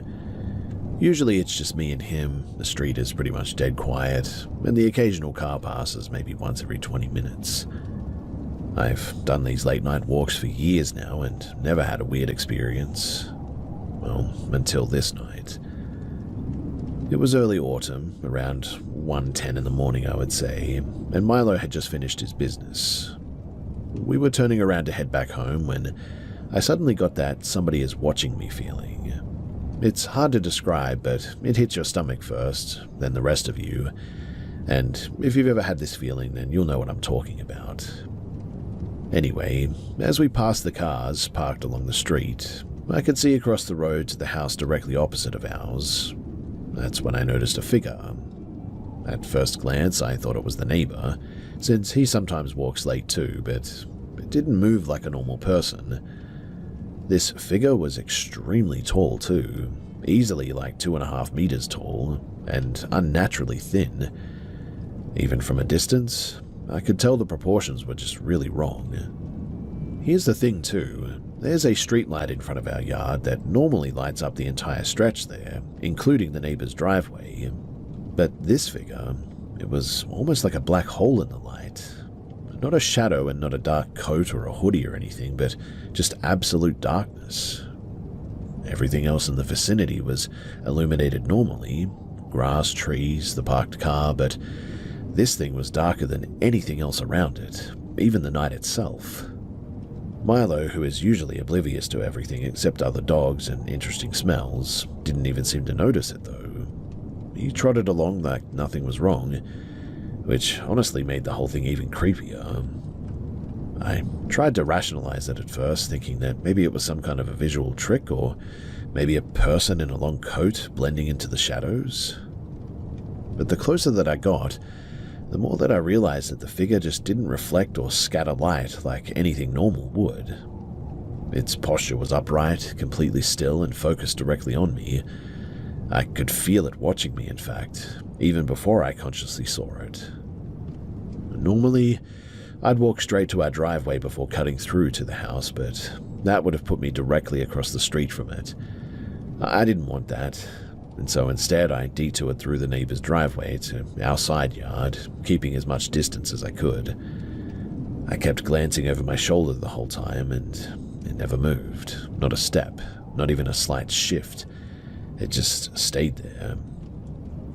By the time that I unlocked the door to get inside, I was shaking. Milo still didn't react.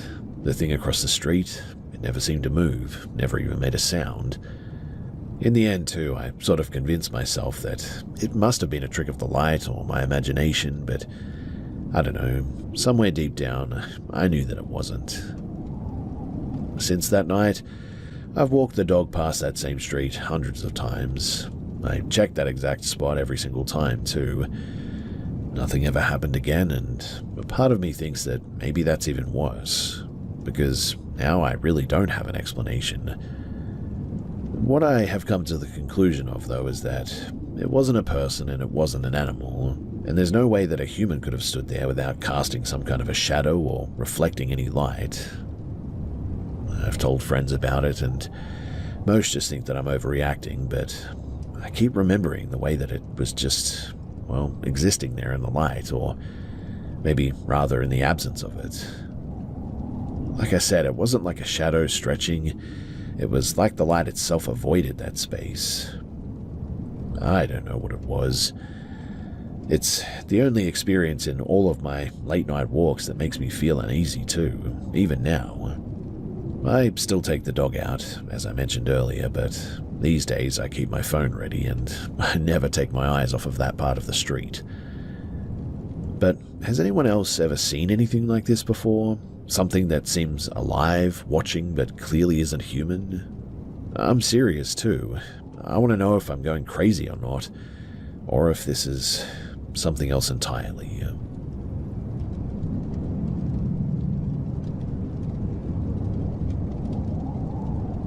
I don't usually get freaked out while hunting. I mean, I grew up in the outdoors, hiking, dirt biking, camping, all the time. Hunting has always been a part of my life too, and even when it's hot, buggy, or miserable, if it's season and I have a tag, well, I go. Not going just makes me grumpy and sort of irritable in the end anyway. This was opening day of whitetail season a couple of years ago. I hadn't scouted anything this year, but there was a public land spot that I found late season that I wanted to go and check out. My partner Ellie and I loaded up and headed in early afternoon. I had a rough idea of where I wanted to get set up, but I needed to find a good spot for her too. So I got her situated and then I headed to my own stand. I climbed my tree stand and started scanning. There was nothing out there. No tracks or droppings on the way in, no rubs, nothing. It was mid-afternoon though, 90 degrees, still air, and the mosquitoes were now relentless. I had forgotten my repellent too, which was annoying. So, sweat-soaked and irritated, I now felt like I was flailing more than hunting. The only sounds were the occasional bird and distant leaves rustling. Then I started hearing it. At first I thought it was dogs somewhere far away, but the sound kept repeating, long, low, drawn-out moans.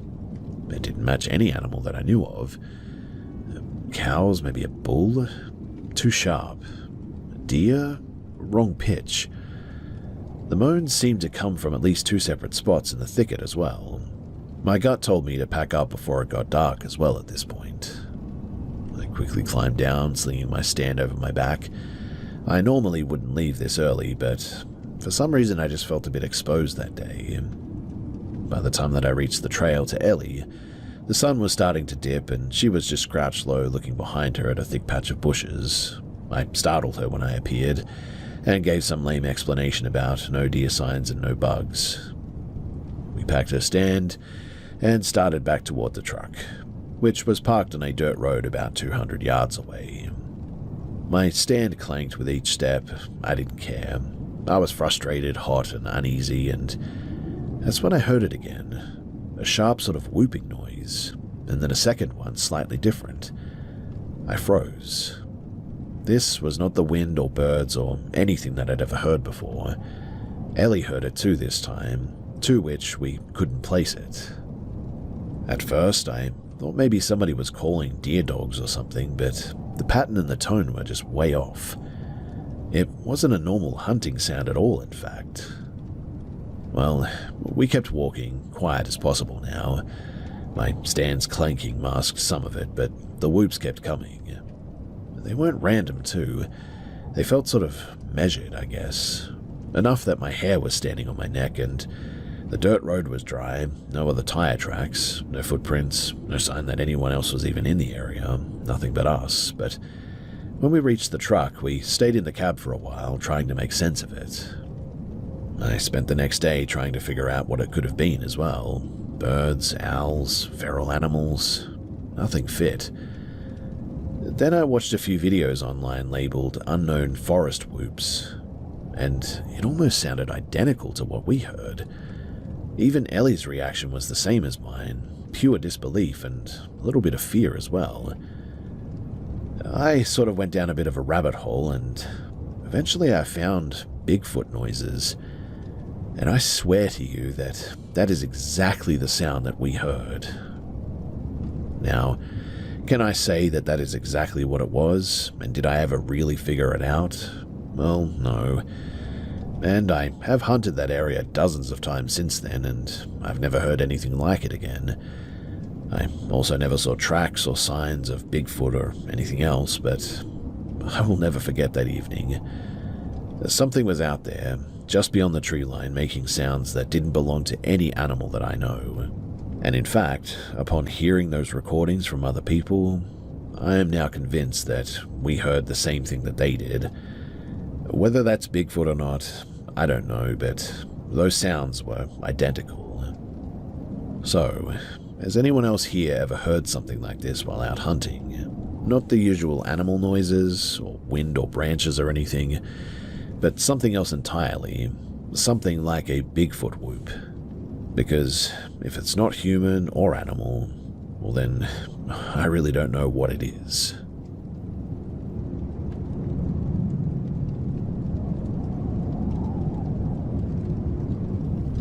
I've always done a lot of night photography, mostly astrophotography, so being alone at night is pretty normal for me. I used to think that I was pretty much fearless as well, but a few incidents over the past few years have made me really rethink that a little bit. So the first one happened back in 2019 on a spring night. I had my camera and tripod, and I decided to hike out to a spot that I knew, a wide, familiar trail about maybe a mile from the road. I often don't take a flashlight because I don't want to spook wildlife. They're easier to photograph if you stay in the dark after all. I also just like moving in darkness. It's quiet and I can focus better. I set up my usual vantage points near the water's edge and I started a long exposure. Everything was pretty normal as well until I heard some rustling off on the far side of the lake. I know the area well, but the sound was heavier and closer to the size of maybe a large dog. Then it started letting out these yells, deep, low, and almost guttural. Not like any animal that I knew in the area. It wasn't a distress call, too. It was sort of just a warning, I guess. It sounded angry and frustrated, though, like something big had been cornered or maybe even hurt. I froze at first, thinking that maybe it was a bull in pain, but then it repeated, and something about the tone made me stop thinking logically. I grabbed my tripod and camera bag, and I sprinted the mile back to my car, listening to the noises echoing across the water. Thankfully, it didn't chase me, and I never saw anything, but it was certainly loud enough to make my stomach tighten for hours afterward. I still have no idea what it was, and I mean, logically, it was probably just a large animal, but my gut says otherwise. Anyway, the second one happened a few months earlier, near the same area. My girlfriend at the time, Jess, and we went on a short hike along a straight stretch of track that cuts through dense forest. No moon that night, just completely black. We were about halfway in, too, when we noticed like a small glow high in one of the big trees there. At first, I thought it might have been a distant house or maybe a reflective sign or something. But that didn't make any sense. I mean, there was no light out there. But as we got closer, it was coming from inside of a knot of one of the trees, high up, bright and focused. There was no other light source nearby. We stared for a few minutes, both quiet. Jess said that she'd never seen anything like it before. I've walked that trail dozens of times, sometimes at night alone even, and never seen anything glow like that in the trees. But we didn't stick around. It just felt very weird and off. On the walk back, I kept looking over my shoulder as well. No one was there, and we didn't see any lights moving through the forest or anything, but I just felt watched the entire way back. Now, the last one wasn't far from my house, in fact, in a clearing surrounded by thick forest. I was again out with my camera, photographing Orion, and I heard it before I saw it. 2 heavy thumps on the ground, like somebody stomping really hard. Then I heard it again, louder, closer, like something was running toward me almost. I instantly turned and I ran across the field to the house with my tripod swinging against my back, convinced that something was chasing me. My heart was pounding so hard that I thought it was about to burst, and I made it inside, slammed the door, and didn't breathe properly for a while. I then spent most of that night just looking out the windows, trying to see if anything was out there. What makes these experiences stick with me, though, is that I'm normally a pretty rational person about the outdoors. I mean, I know the local wildlife pretty well. I know the sounds that most of them make. I know how the wind carries noises at night, and I know how nightlife can sound like that. But these 3 events weren't things that I can really easily explain. They certainly weren't deer, and they're nothing that I've ever heard or seen before.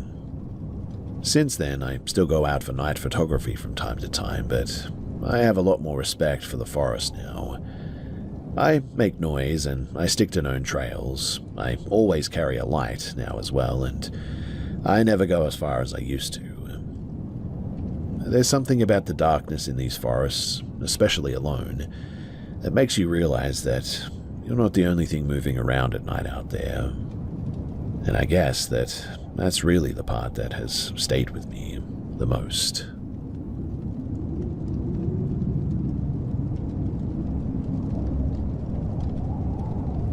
I work at a big retail store as a self-checkout host. Most of my days are spent walking laps and listening to customers saying things like, "I don't work here," or "Why aren't you on the register?" I understood their frustrations. Usually, there would be 2 or 3 of us at the self-checkout, and maybe 2 manned registers open. We got a new guy in. His name was Terry. Terry always wore a mask as it was 2021 and COVID was still COVIDing. I was training him, telling him to stock candy in bags and all that.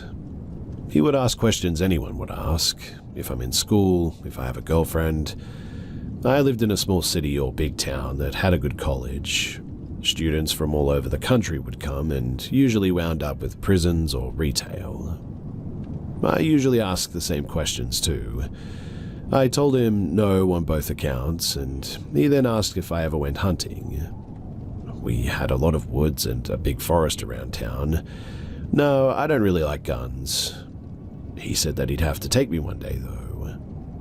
A few days go by, and he's over on my side again. He asks if I have any family in town, and if I did, do they live close? I live 3 doors down from my mum. He starts talking about hunting again, how he was out with his buddies and started using pack tactics, where they would box in the prey and finish off. Weird for deer, seeing as they flee at the first sound of any noise. He's off for a few days though, because new hires have problems getting hours for the first 3 weeks. I talked to one of my co-workers, and they tell me that he asks a lot about me. The next time I see him, his questions are very telling. How tall would you say you are? How much do you weigh? How well do you know the woods past so-and-so street? I'm a pretty big guy at 6 feet and 300 pounds, and when he brought up hunting again, a creepy thought would send a chill down my spine. Come on, man, you'd like it. Just some good old boys shooting and stuff, late at night in the middle of the woods. But then, the real fun starts right before dawn. They won't know what hit them. The mask hid most of his face, but I could see it rise when he smiled. I don't know why he thought that that would be a great way to convince someone. Other than feeling like they were about to hunt me, it sounded like I would have been bored as heck out there. I must have made a face or something, because he turned and walked away pretty quickly. I told a couple of co-workers about it, but that was really the last day. I never saw him again after that, because he just left and never came back. And honestly, I'm kind of grateful for that.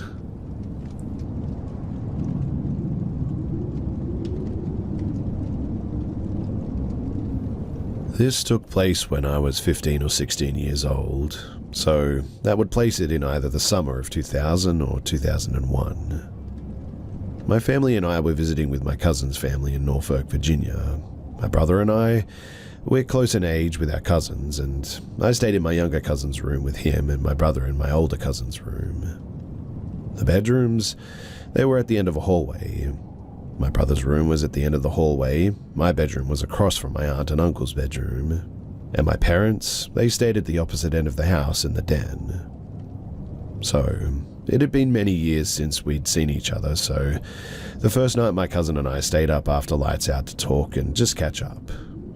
During our hours of conversation, he casually told me that the house was haunted by a woman. He had a reason why they thought that it was a woman, but I've since forgotten that. He told me, though, that the lights would go out unexpectedly from time to time, and there'd be strange noises late at night, and the most common happening would be that the TV in the den, it would turn on in the middle of the night without explanation. I was intrigued by this story. Our conversation moved on to other topics eventually, but in the early hours of the morning, we were still talking when suddenly there was a loud, heavy-sounding bang that sounded like it came from the kitchen. We fell silent and listened as we heard what sounded like footsteps, slowly coming down the hallway towards the bedrooms. The floors were hardwood, and to me, the footfalls sounded like a small child that has put on their parents' shoes. They kind of slid, and then the heel would slap the floor. They sounded like they stopped right outside of our bedroom door, in fact.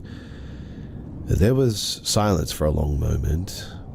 Then 3 loud knocks, not on our door, but on my other cousin's brother's room door. We both sprang up from our beds and flung open the door.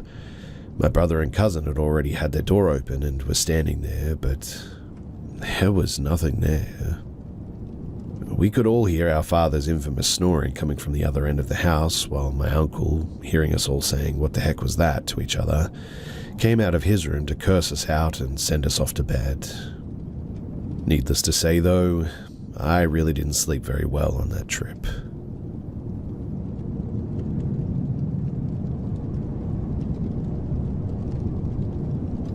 I've dealt with paranormal experiences throughout my life, and I am now convinced that some kind of spirit follows my family from time to time. It usually just shows up as little shadows peeking around corners, or strange noises in the middle of the night. But there's one experience that still freaks me out to this day. I was younger when it happened. So, I was home alone with my younger brother. We had this little dog named Stephanie, a tiny ball of energy who was completely obsessed with Cheerios. We didn't give them to her often because they weren't the healthiest treat, but she loved them more than anything. That morning, I went to the pantry to grab some Cheerios for Stephanie. She was right there beside me, practically bouncing with excitement. I grabbed the box, turned around, and just like that, she was gone. I was so confused, thinking, what the heck? Where did she go? I immediately started searching the entire house, calling her name over and over. 2 hours went by, and still no sign of her. At this point, I was really worried. In a last-ditch effort, I grabbed her favorite squeaky toy, a little pig that she adored, and squeezed it. When out of nowhere, she appeared upstairs in the hallway, right in front of my brother's room. I could see her standing there from the main floor. Relief washed over me, but I was also confused as heck. I called out to her, "Come down here, I have your Cheerios and your squeaky pig toy." But instead of coming to me, she started walking back and forth, crying like she was stuck or maybe scared or something. I was baffled and getting a little bit scared myself at this point. I kept urging her to come to me, but her crying only grew louder and more desperate. So I started climbing the stairs, but the higher I went, the louder her cries became. I began to worry that she might be hurt or trapped, so I hurried up the stairs, my heart racing. When I reached the top, I suddenly felt something scratch down my back, 5 distinct fingers. I kid you not, It felt like a hand had just sort of clawed me. I screamed in shock and bolted towards Stephanie, who was still crying in front of my brother's room. My brother heard me screaming and burst out of his room totally freaked out, asking what was happening. I told him that something had scratched me, and then out of nowhere, we both started hearing this loud banging on the walls. We were completely terrified, so without thinking, I grabbed Stephanie, and my brother and I ran downstairs to the solarium, which had a glass door. We shut it behind us, thinking that we'd be safe there, but then the banging started again, this time on the glass door itself. We could see through it, and I can assure you that there was no one there. It was just us, but the banging was relentless, echoing through the room. We were both sobbing by now, absolutely terrified. We called our mum, begging her to come home immediately, but she didn't believe us. She thought that we were just imagining things or trying to prank her. Later, when things finally calmed down, my brother checked my back, and sure enough, I had 5 scratch marks running down my skin. They weren't deep, but they were definitely there. And that was really the only time that I was ever physically attacked by, well, that spirit. It makes me wonder, too, if another one entered my home that day, because it's so odd and out of character that it just seems, well, different.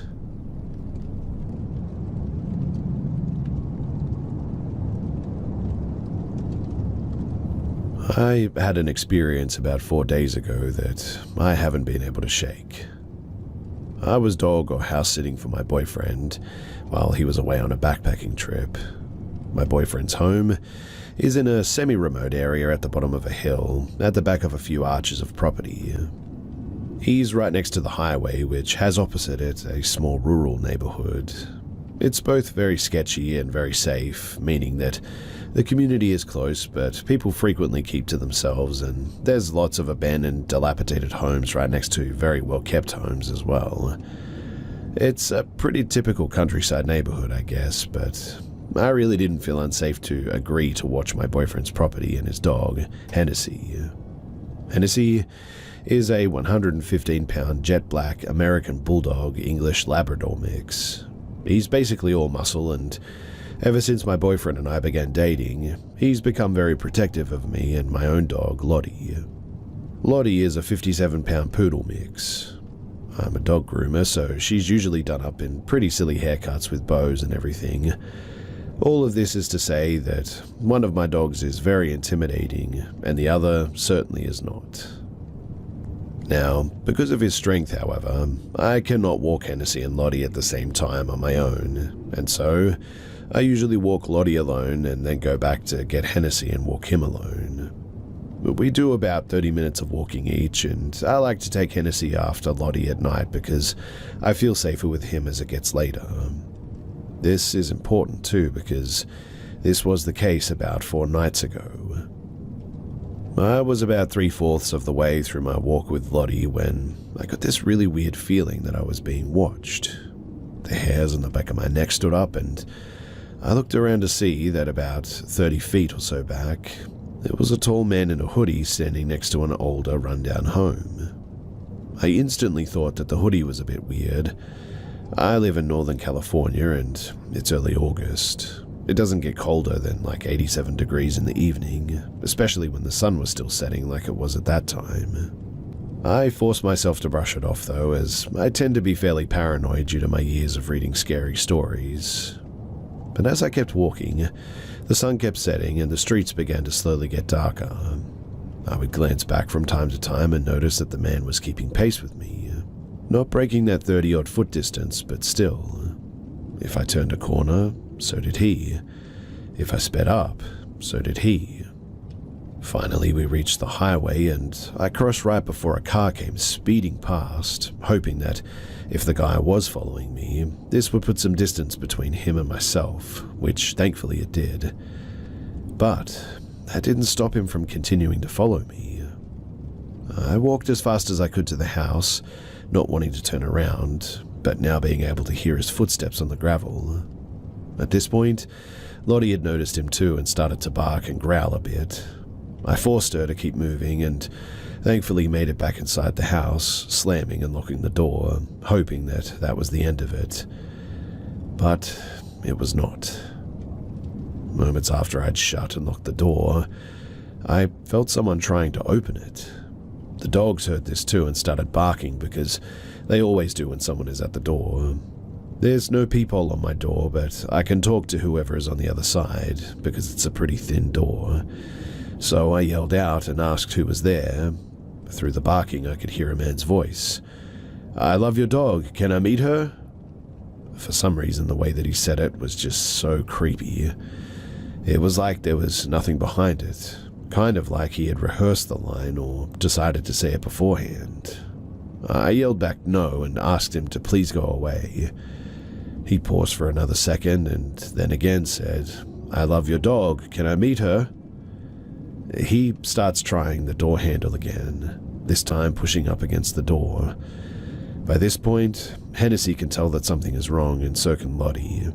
The hair on the back of Hennessy's neck is standing up and he is gnashing his teeth while growling. At that moment, I don't know what possessed me, but I threw Lottie into the bathroom behind me and grabbed Hennessy by the collar, keeping him close to the door with me. He's still barking and going crazy, mind you. I hear the man repeat that he wants to meet my dog, and I yelled out leave, and he paused and then slammed into my door. I would say too that the door moved at that moment. I unlocked the door and opened it just wide enough that Hennessy could get about halfway out. He's going bonkers at this point. My hand is starting to hurt from holding him back, and I can hear his teeth clacking as he ferociously chomps toward the man. And well, this dude was not expecting Hennessy. He stumbled back, almost falling over, and cursed as he scrambled to stay off the ground. He didn't even look at me and instead booked it up the hill as fast as he could and out of sight. Eventually I managed to pull Hennessy back in, and I called the cops to tell them what had happened. I never did get a good look at the guy, and they basically told me that there wasn't anything that I could really do, but they did take my statement and told me that they'd contact me if anything ever came of it. Honestly though, I am so thankful for Hennessy. After all of that, I snuggled up with him and Lottie that night and cried because it had all hit me how terrifying that really was. I literally went out the next day and bought him the biggest bone that I could find from a pet store, nearly an hour away, because he definitely had earned it. I also got Lottie something too. I don't know why this creep didn't get the hint when I had two dogs barking inside, but my assumption is that he didn't really realize that he was hearing two barks, or assume that if I had two dogs that they were both like my puffy poodle. That is to say that he just wasn't afraid. I'm very thankful though that the guy didn't have a firearm, and looking back now I probably should have called the cops and kept my door closed, to be honest. But I hope that maybe because he saw Hennessy, he'll know not to come back and mess with us, because if he does, this time I'll let my big sweet boy rip him to pieces.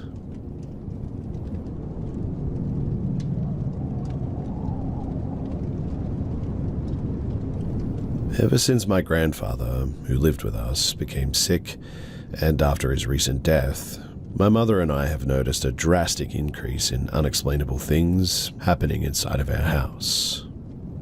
I always tried to write it off, but this night, something happened that truly freaked me the heck out. For some context, we live in the province of Alberta, and our house was built in the 80s. To my mum's recollection, when she first bought the house 13 years ago, there was no reported deaths in the house or any history on the land that it sits on. To bring everything back to the beginning of these events occurring, in December of 2023, my grandfather injured himself going down the stairs and was hospitalized.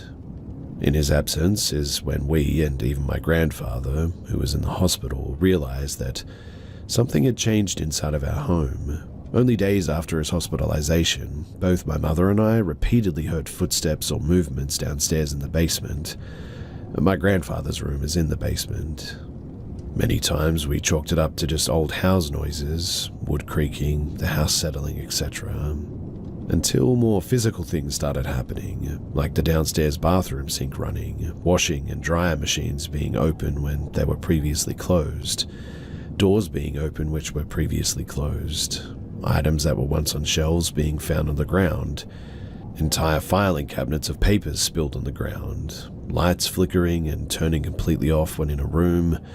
Once, the stereo or radio system we had downstairs randomly turned on and blasted the radio for a few seconds before turning off as I walked past. But those were all the things that happened inside the house. But what's even freakier, and what made the rest of my family worried, are two specific instances in my grandfather's hospital room. Once in front of my mother and aunt, and a second time with just my aunt in the room. The first time happened later in the day after dinner, when my mum and my aunt were there. My grandfather leaned into my mother's ear and whispered, "Who's that over there? Is that a nurse?" and pointed to the corner of the room. My mum was confused and told my aunt, and she too became confused because, obviously, no one else was in the room. They thought that it was just him seeing things because the nurse said that he wasn't all up there after his fall. The second time, though, was much more intense and left my aunt hysterically calling my mum over the phone late at night. She told my mum that my grandfather was starting to fall asleep when he just sort of jolted up with a horrified look on his face and quietly told my aunt that the devil himself was standing behind her. She freaked out and stood from her chair and turned and saw nothing. She calmed back down and sat back in her chair and tried to ease my grandfather. She said that he never calmed down and then loudly yelled, "He's trying to grab you." And my aunt said that she felt something touch her shoulder along with a breath on the back of her neck. She quickly called my mum soon after in a panic, and my mum advised her to go home for the night. And after that, there were no more incidences in the hospital. After that, there seemed to be less activity at our house until, well, he passed a few weeks ago. Since then, my mother and I continue to hear the odd sound, objects being misplaced, lights going on and off, in the basement, until about an hour ago, and my mum came into my room at about 10 p.m. and randomly asked if I just wanted ice cream.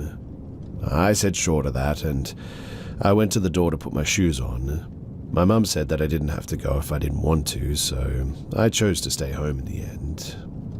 As she left, she told me to lock the door behind her as I went to the bathroom as she left. I got out of the bathroom and promptly locked the door. I also want to note that our screen door wasn't locked but was definitely latched at the time.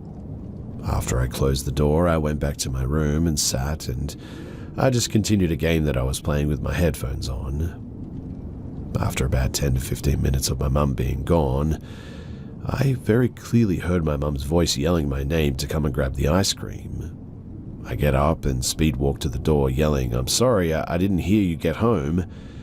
And as I turn the corner to the front door, the door is slightly ajar, screen door wide open, and my mum and her car are nowhere to be seen. I was quite spooked by that because the sound of my mum's voice was so loud that I heard it over the floor fan in my headphones. I relocated the door and locked myself in my room until my mum got home with the ice cream. I told her what happened, and she was also spooked, and we together searched the house in case somebody had actually got in, but there was nothing. I also forgot to mention that the majority of the time our two dogs in the house never barked at anything, except for a few times in the basement, maybe 2 or 3 times. I really don't know how to end this because I'm just not a good storyteller, but the only upside is that we are moving soon, and hopefully this stuff won't keep happening in the new place that we're moving into.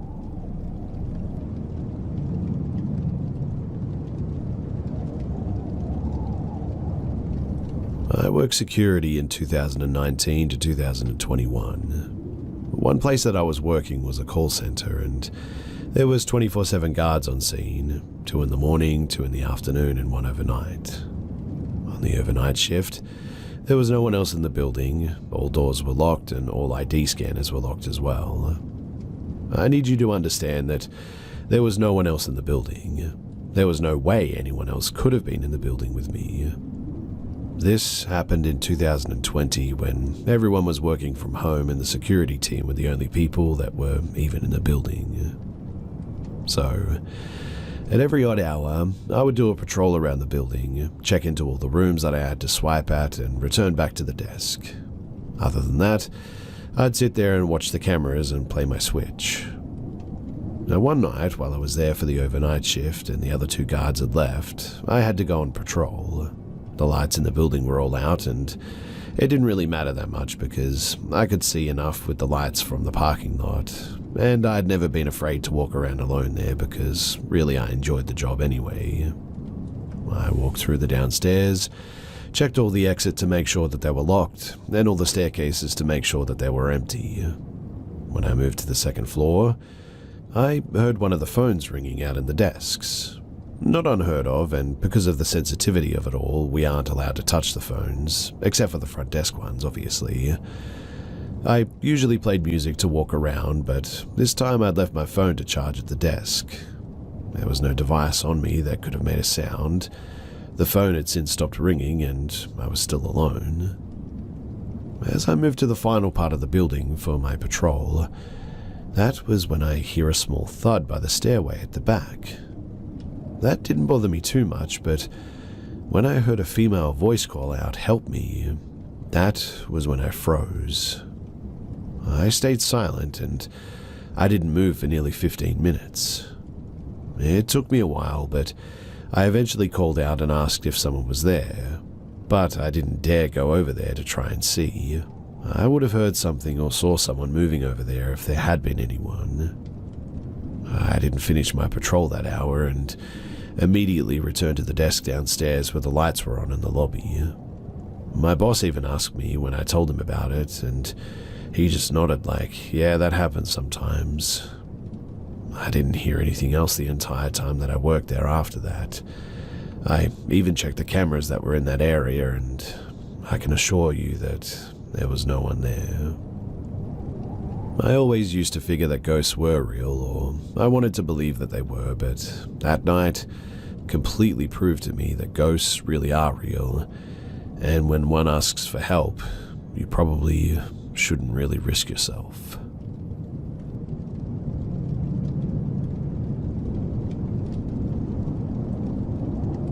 It's Obon season in Japan, a week in which the spirits of the departed are believed to return to families and loved ones. As such, I'm curious to hear if anyone has had any experiences and encounters with spirits here, either in Japan or Asia. Here are some of what myself, as well as family and some friends, have experienced over the years. So my husband is a hard atheist and refuses to believe in the paranormal. He does have one story, however, that made him a bit spooked. You see, he grew up in a mountainous area with little tunnels running through the area so cars can access the more remote places. In many areas, there's a newer lit up and cleanly paved tunnel running directly beside an older and less used tunnel from decades ago. According to him, one day, he and his friends were playing down by a river and chose to head back home through an older tunnel. He went in ahead on his bike and saw a woman and her little girl walk in the opposite direction, towards the middle of the tunnel, and he passed by them without looking too closely. He turned to look back to see where his friends were, and the woman and the girl were nowhere to be found. The tunnel in question would take a solid few minutes to pass through on a bike, let alone on foot. I mean, I've personally walked through the tunnel, and though I didn't come across anything like this, the air gets very cold and heavy towards the middle, to be sure. I also have a co-worker that works at an elementary school about 30 minutes in the mountains. It's an older school, about 100 years or so old, but it's warm and inviting, and I've always felt pleasant when I visit. There's a little nook with couches in the staff room, and it opens to a huge 2-story hall with a hallway leading down to the lunchroom and kitchen areas. My co-worker has recently been seeing a lot of activity in the hall. More than once, he's walked out of the staff room and seen a man hunched over a table in the hall as if reading something. When he walks towards the man, he passes by a pillar and suddenly, the man is gone. He's also seen movement in the nook in the staff room, and lunch ladies often report a presence of a little child in the kitchen who asks them where the lunchroom is. This school has 6 teachers and 25 students, with everyone knowing everyone. The man and the child, though, are reportedly no one that anyone knows.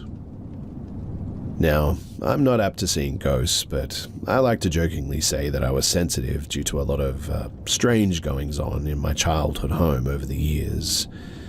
This came back to bite me, though, when I got a little bit overly cocky, I guess you could say, during some ghost stories in the town over, and I think something followed me home. So I used to live in Kagoshima, Japan as an English teacher back in 2018.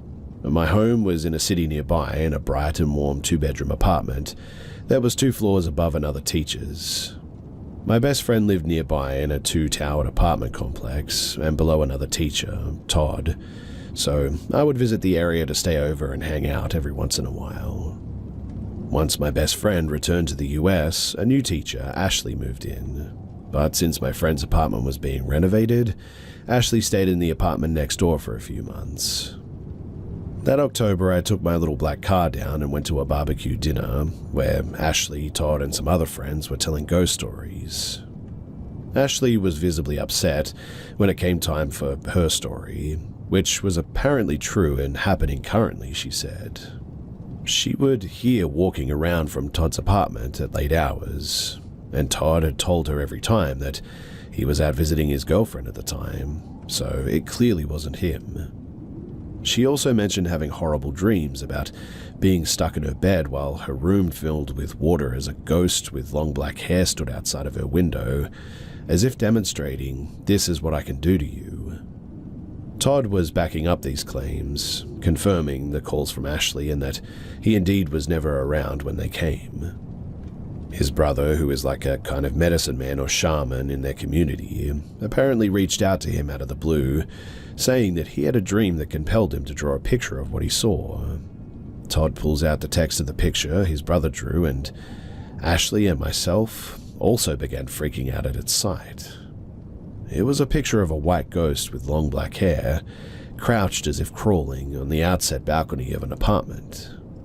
Ashley swears that it's exactly what has been appearing in her dreams, and all of us confirm unequivocally that the backdrop of this drawing is the exact building where Todd and Ashley live, the one where I'd visited my best friend dozens of times. Everyone is freaked out, but also sort of excited for some reason, like, oh boy, a real ghost situation, how fun for us. How naive we were, we came to realize. We decided to go back to Todd's place once we finished eating, and I felt a heaviness when I walked in.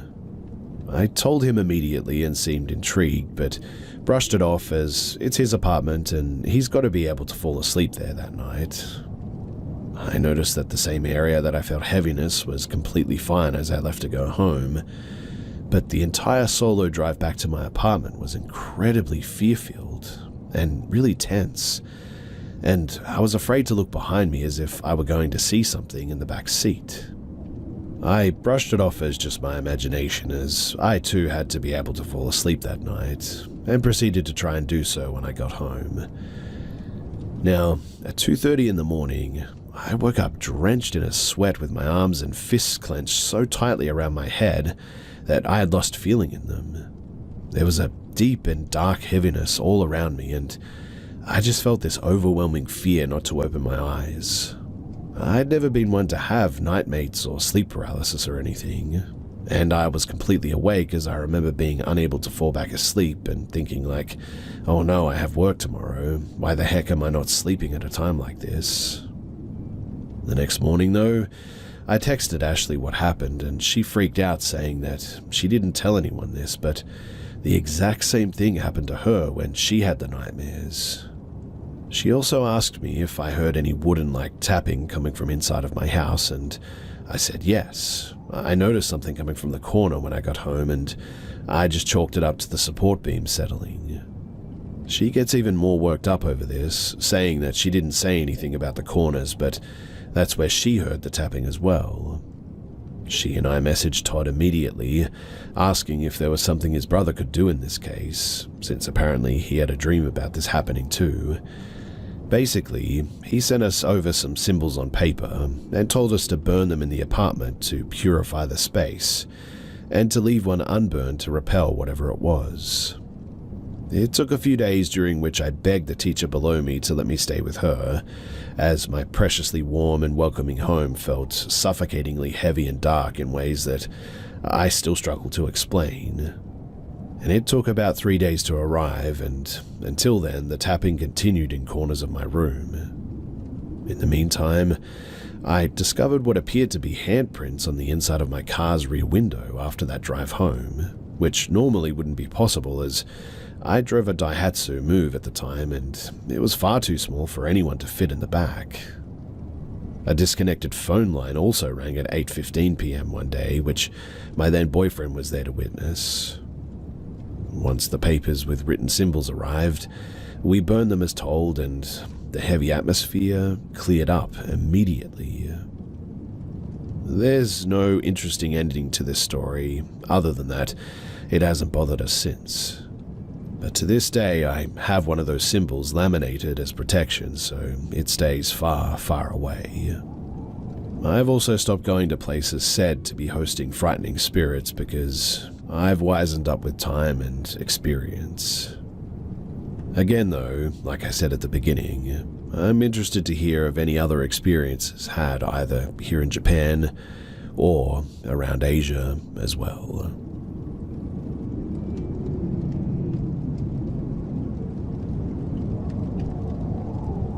When I reflect on my childhood, I have a reoccurring memory that always baffles me.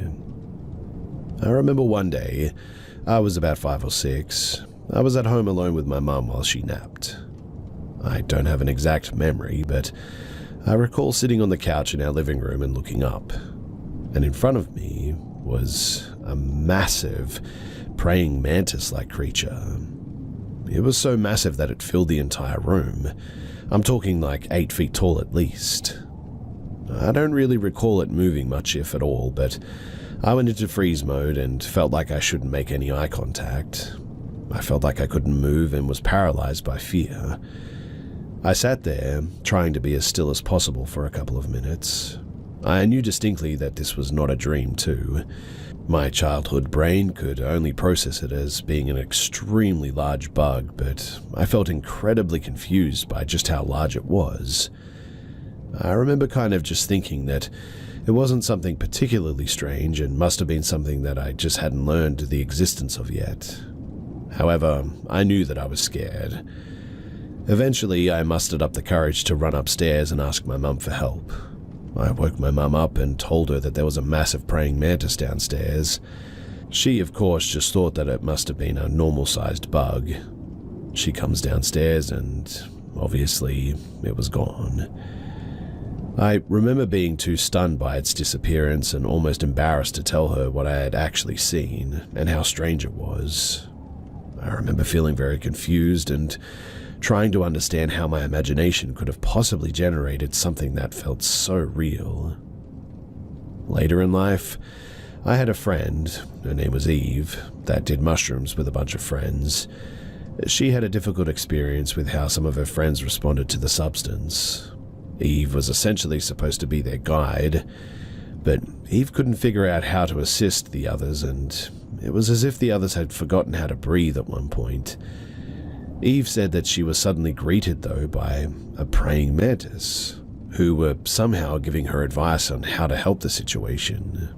The advice resulted in Eve being able to resolve the problem, too. So, if anyone has any feedback or theories on this, then I would love to hear them. I've always been very confused by it all, and, to be honest, I still don't know what to think of it.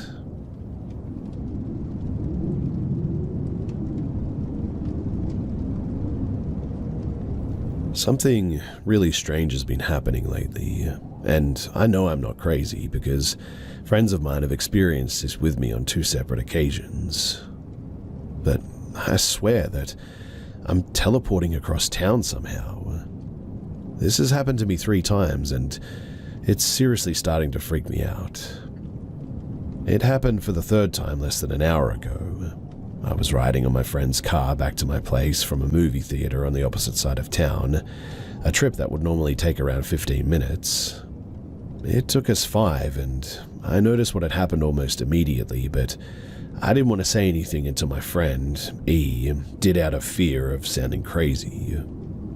On the drive, we randomly ended up downtown, close to my place, much sooner than we should have. The transition is so seamless that I can't tell the difference until I see man-made landmarks like buildings. E mentioned that he didn't make any turns that he'd normally have to get there. We just sort of ended up there. We weren't distracted by a conversation or anything, and the both of us were stone cold sober. Then E started to freak out a little bit. I told him about the other 2 experiences that I'd had, more on those later, but we made it to my place and decompressed for a bit before he left. In the car, I told E about the other 2 events that I experienced. The first time I had something like that happen, I was walking to a gas station to grab a snack after work, I think, and somehow ended up walking on a street like a mile down the road. No time had passed at all, and I know this because I check my watch fairly often. The second experience was the more drastic of all 3 that I've had, though. I was in the car with another friend of mine, his name is Jay, and we were on our way to a Walmart, a 30-minute drive away from his place one morning, but we ended up getting there in 10 minutes. He noticed what had happened shortly after starting the drive over, and we took a turn into this more scenic road on my state, Virginia, which would be a straight path to North Carolina. But instead of us going towards North Carolina, we ended up in a very similar road much closer to that Walmart within a matter of seconds. The transition was nearly unnoticeable until, well, I saw buildings that I recognized from part of the town the Walmart was in. And that experience, it really freaked me out. I have no clue what's going on, and to be honest, I'm genuinely really scared. I don't know what's happening, and I want to find out, which is why I'm here. Has anyone else experienced something like this? Another thing too that happens, and this has been consistent with all 3 times, is that I, along with E and J, get this sort of horrible burning sensation in our lower chests, and we feel this awful sense of like uneasiness all of a sudden. Standing up after an experience like this feels like a burden, and walking around is awkward and clumsy too. All 3 times I've had this happen, I, along with E and J as well, have been completely sober. So, please help. Because honestly, I just want to know what the heck is happening.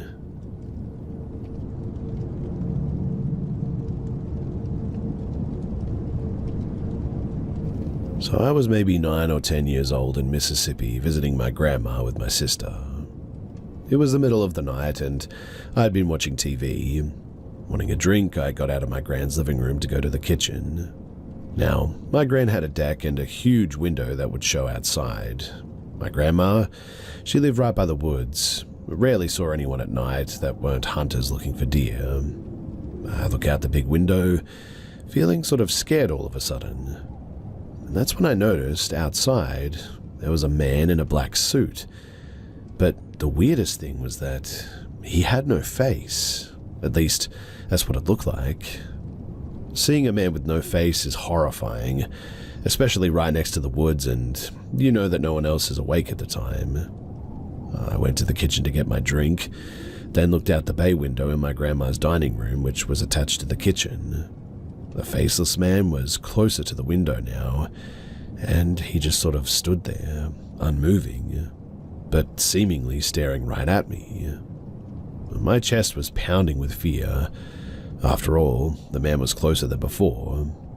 Going back to the living room, knowing that I'd be safe due to the locked doors, but also still kind of freaking out, in the end I just sort of sat there and watched some TV. I finished drinking my drink and stand up, looking at the window in the living room, and the man was closer once again. Still staring me down, his hands by his sides. Feeling even more panicked, I go to throw away the can of soda that I had to drink in the kitchen. I look down to the bay window once more, and he hadn't moved closer this time. I walk back to the living room and turn the TV off, feeling eyes staring me down. My grandma was asleep, her husband was asleep with his sleep apnea machine going on in the background in their room.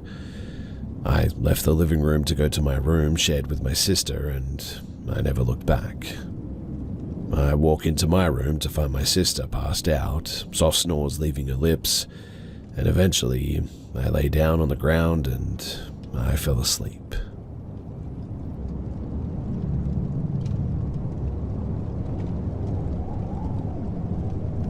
I found the courage to share this after, hearing numerous sightings of North American Indian mythical creatures, specifically the short people that seem to go by many names across the tribal regions of America. This exact type of creature has been sighted and discussed among Aboriginal people in Australia for thousands of years. In the southwest region, they're known as the Wurundjeri, or hairy bushmen. Standing a few feet tall, they possessed insane strength and speed. Prior to colonization, there were stories of their friendship or alliance with Aboriginal people, but also there were stories of conflict and people or even children being taken by them. There were specific rules Aboriginal adults told their children, such as avoiding water bodies at night and in the evening, and no matter what, that never ever whistle in the dark. It invites them and it only spells trouble. Although, even some Aboriginal people say that these stories are just to warn kids about water safety. Well, in 1998, I knew none of this because, I'm not Aboriginal, and at the age of 10, when this all happened, I had never even met an Aboriginal person or been taught anything about Aboriginal culture in school. It was the 90s, and Australia had an uncomfortable relationship with the truth and colonization. Every school holidays, I used to leave the city and visit my aunt in the picturesque southwest countryside. I needed no encouragement in going because I loved the outdoors and had free rein to run amok on the dirt bike and go fishing alongside the magnificent Blackwood River whenever I felt like it, and so I went a lot. It was the 90s in Australia, and incredibly safe for a 10-year-old kid to roam the landscape for miles and hours on end, all alone with nothing but a trusty pocket knife. I was able to walk through my aunt's massive property to the edge of the forest, and then into the depths where the river flowed through, fishing for trout and redfin. On the last evening before I was due to go back home to the city, I was down there fishing alone as the sun was setting. I knew that I'd get into trouble being out that late, but having already snared a few trout, I figured that I'd be quickly forgiven. Plus, I was still getting bites, and I remember having caught the fish and kept them in an old metal bucket. I was on my last few pieces of bait anyway when I recall hearing a tiny sort of pinging noise on the side of the bucket. At first, I thought nothing of it because large gum nuts often fell from the trees. But then it happened again, much louder and more forceful this time. I remember checking the bucket and realized that they were small rocks and not gum nuts at all. I looked around assuming it was some kids from a neighboring property, which was very unlikely as it was maybe a 30-minute walk to the next property, at the other side of the river backed onto the national park where there were no other farms for miles too. Plus, I hadn't come across any kids throughout my entire stay at the farm either. But this is where it got pretty scary. The rocks, they got bigger and they started flying in from different directions, cutting my cheek and hitting me in the head. At this stage, I started crying. I was only 10 after all, and dropped the fishing rod. I had 3 large trout in the bucket, and my intention was to pick it up and run back to the farm as quick as I could. As I bent to pick it up, though, I was hit by another rock in the side of the head and fell over. I pulled myself up and I stared over to the other side of the river, the main source of the rocks. And what I saw paralyzed my whole body with fear. It was nearly dark at this stage, but I saw the outline of 3 short-looking bodies covered in hair. I would have put them at maybe a meter tall, 3 or 4 feet at most, the size of small children, but with the bodies of men. Their faces looked like they were sort of part ape, part human, but it was their eyes though. Even though it was getting dark, their eyes had this piercing yellow glow, but were completely black in the middle. They wore no clothes, but were covered in extremely thick, sort of clumpy hair all over their bodies, except from the knees down, and had arms that hung almost like cavemen. But here's the strangest thing. They stared at me almost without moving, like literal statues, with a curious expression fixed on their faces, and making absolutely no noise whatsoever. It made no sense, as only a few moments before rocks were pelting in from all directions, and yet now they appeared frozen, except for their eyes, which followed me. I managed to pull myself up and ran faster than all heck. My aunt was standing on the balcony and watched me tear through the long grass as quick as I could, with blood and cuts on my face. I told her everything, and she eventually called the police. One officer came by to get a statement, and he said that he'd visit some of the other farms around town, but he was certain that there weren't any other families in the area. My aunt just assumed that I couldn't see the figures properly due to the lack of light, and maybe even was suffering concussion from the rocks that hit my head. She assumed that they were kids or teens, but I know what I saw, and I'll never forget those murderous-looking yellow eyes, ever. The next morning, I went with my aunt to collect the fishing rod and bucket, and my aunt was shocked to see the fishing rod and the bucket were still there. She thought that it was an opportunistic crime, and we checked the bucket, and what we saw made our skin crawl. 3 perfect trout skeletons were now floating in the bucket, not one morsel left. We don't have bears or wolves in Australia, and even the odd dingo or fox wouldn't have devoured an entire fish and left its skeleton there like that, especially without the bucket being tipped over. The whole ordeal was genuinely terrifying, but as things tend to happen when you're a kid, you just sort of forget about it, or it lives somewhere in the back of your mind rent-free for a while. The police officer, they found nothing of note, and as nothing was stolen, there was no need for further inquiry. It was the talk of the country pub for a few weeks, though. My aunt was a local. The town had experienced odd things throughout the years, such as the sighting of tiger-like animals in the deep forest, and other strange noises and happenings reported by lumberjacks in the deep forest too. But it wasn't until I got into my 20s and became a social worker that I started working with Aboriginal communities in town. During celebratory events, I came to learn of the different Dreamtime creation stories, and eventually I had the confidence to tell an elder about what I went through when I was young. He immediately recognized it as the Wurundjis straight away and said that I was lucky to leave that forest alive. He seemed to think that they must have believed that I was an Aboriginal boy, and I do have a mixed racial background, and the protocol would have been for me to leave a couple of fish outside the bucket, skewered on sticks for them to come and collect after as payment for fishing in their river. But as I didn't, they reminded me the first few pelts, and when I still didn't, they eventually attacked. There aren't any Aboriginal families in that part of the southwest, Caucasian only, to this day too, which may explain why it only happened to me. The elder believed that they could have taken me, though, for disobeying their sacred customs. That part always wakes me up in a cold sweat in the middle of the night, because genuinely, I believe they could have. It's not a story I tell my family and friends, but will confide in with the odd Aboriginal colleague or client at work, and they always tell me similar things. Don't even get me started on the Australian desert. But I'm 36 now, and as time has gone on, I find this event something that I think about more often. And that, despite becoming more logical and cynical in age. I often ponder its significance and proof of otherworldly beings living alongside of us on this planet. And whenever I think about it, I always shudder.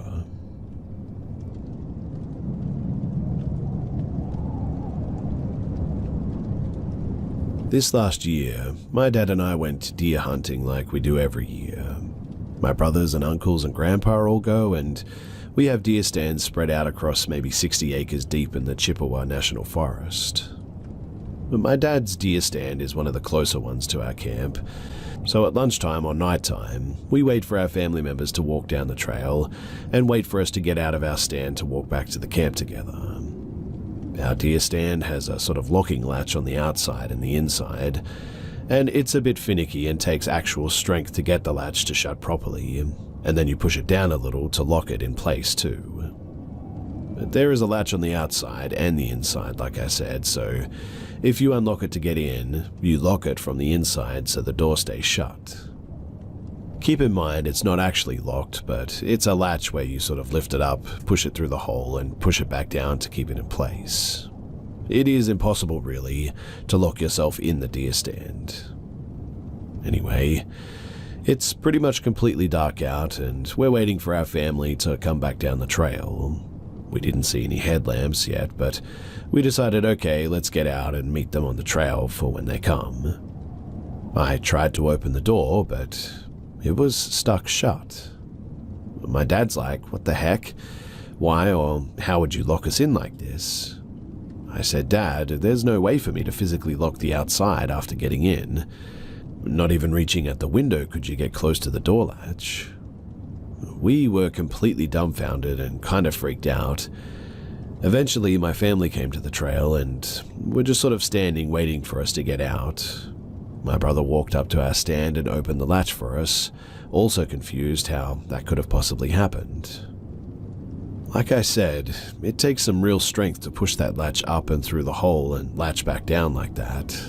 And there's just absolutely no possible way that we could have locked the outside from the inside. I still don't know how this happened, but it freaks me out to think that maybe somebody was out there trying to lock us in or something. I'm a little bit nervous to go hunting this year. I hate walking into the woods at 5 a.m. and back to camp at dark. I hope I don't experience anything like that again, because it definitely has me really unnerved.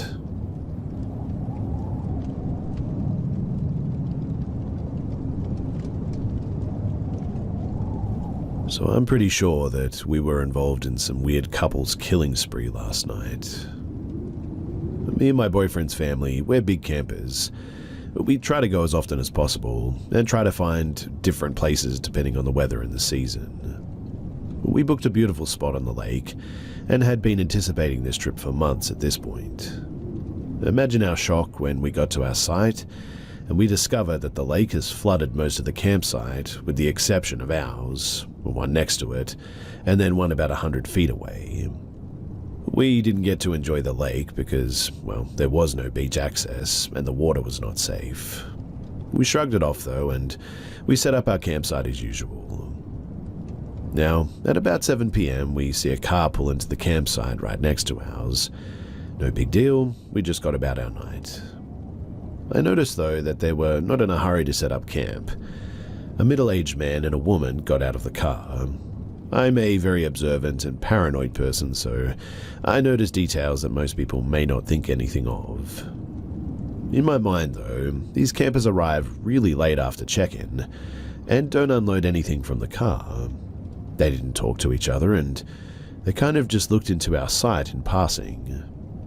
Again, no big deal I think, but a bad storm hit us a few hours later and we were literally holding down our tents while the couple next to us just sat in their car, no tent. I still thought that this was odd, but my boyfriend said they probably were car campers and had the back seat set up to sleep in. Okay, makes sense I guess, but still, why come to a tent campground? Anyway, we go to sleep and all is well, until I'm awakened by the sound of footprints in our vicinity. We had been drinking, so the fact that this noise woke me up means that it was very close to our tent. I spring up instantly and listen. I heard people walking up to our tent and saw the silhouette of a man through my tent too. In a state of panic, I unzip the tent and look outside. Two people with red headbang flashlights are standing about 7 feet from me.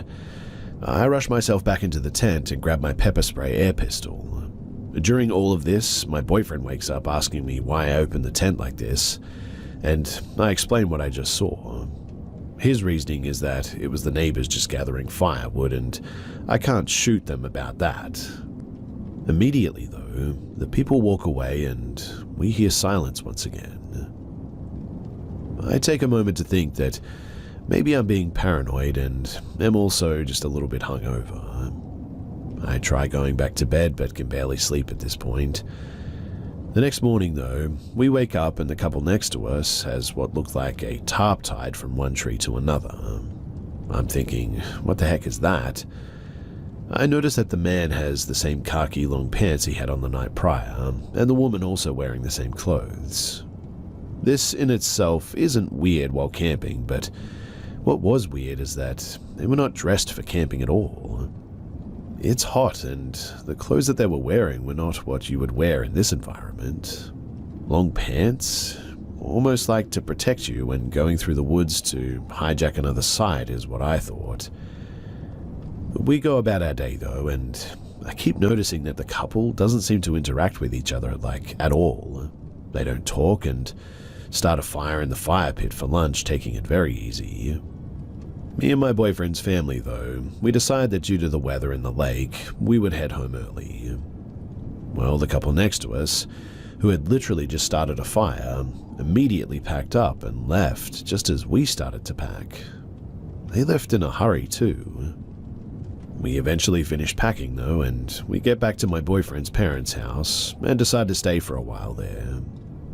Well, I told my boyfriend's parents about the whole thing and how off and weird it was, and what they had to say honestly chilled me to the core. They said that the man upon arrival seemed to be antagonizing the dogs. They have a Rottweiler mix and a pit mix, to see how they would react. They weren't sure why he took this stance, but after me telling them this, we put our stories together.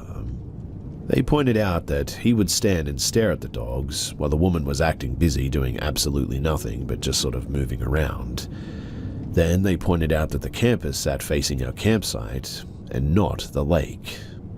They also noticed that there was minimal interaction between them and just seemed to be staring at us the whole time. They said one of the dogs would growl occasionally throughout the night, and they didn't get much rest that night. When I brought up that my boyfriend said that they were probably just getting firewood, they both said, why would they go out of their way to collect firewood that has been heavily rained on? Also, why wait till we go to sleep and then pack up the next day and leave? So, this is what I think. I think these people were locals who knew the condition of the campsite and scoped it out. They noticed that our site was reserved and isolated. No one else was there but us and them and some other campers pretty far apart. I think that they camped out to either rob us or maybe even murder us, but then heard my boyfriend say something about not shooting them, not knowing that it was a pepper spray air gun, and they backed off. Then they spent the afternoon observing us until they saw us leaving and they decided to call it off. Because, honestly, none of their behavior makes much sense. So, my question for all of you guys is, am I crazy?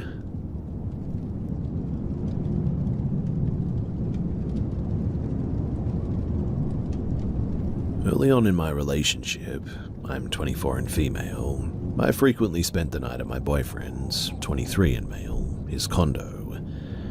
He lived alone on the bottom floor. His neighbor above him was kind and usually a quiet guy. I rarely noticed noises coming from above. For context, almost the entire condo was hardwood flooring, with the only carpet being in the family room. My boyfriend was working a pipe fitting job and commuting a couple of hours away, so he would usually leave at about 4 in the morning, if not earlier. I would usually stay in bed for a couple of hours after he left, then would hit the road around 7 or 8, depending on my work schedule.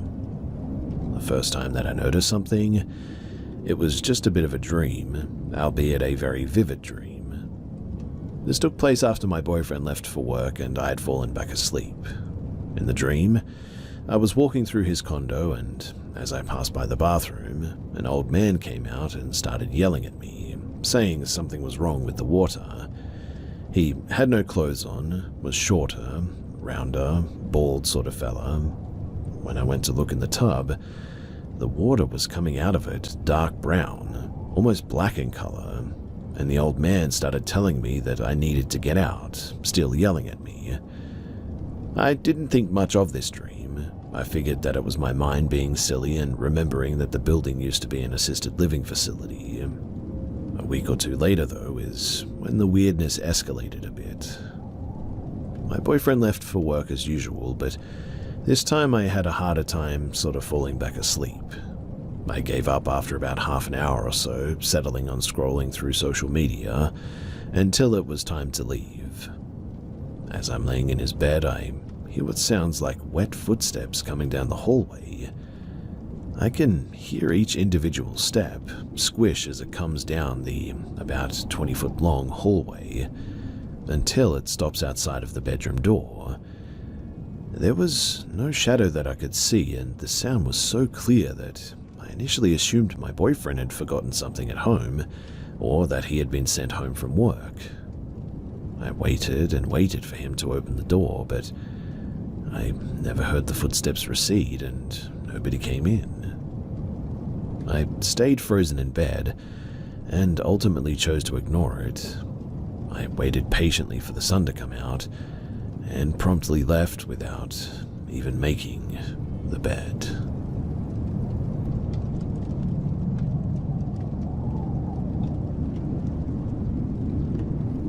I'm certainly no stranger to the supernatural and paranormal. It's not uncommon for people in my family to experience these things, but it has been a really long time since I've experienced this particular reoccurrence, and life has gotten a bit better since it stopped years ago.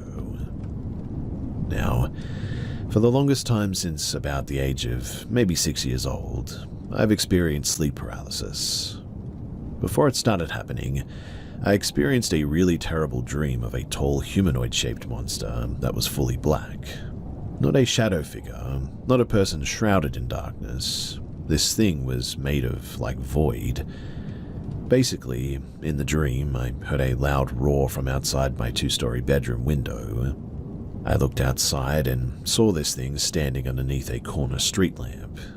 No visible features, beside it being tall, like maybe 8 foot, humanoid in frame, and the roaring noise was coming straight from it. I would then run downstairs, and my family would surround me like they were trying to guard me from this thing. But each time I turned around, a family member would vanish, and then once they were all gone, everything would go back as the roaring got louder, and then I would wake up.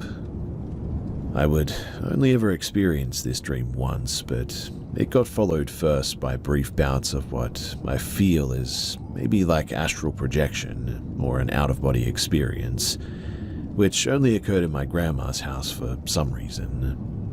I would wake up and see myself in bed, and then feel this sort of pulling sensation that would lead me to the front door, and I would stare at them and feel this sensation that something was on the other side of that door and wanted me to come outside.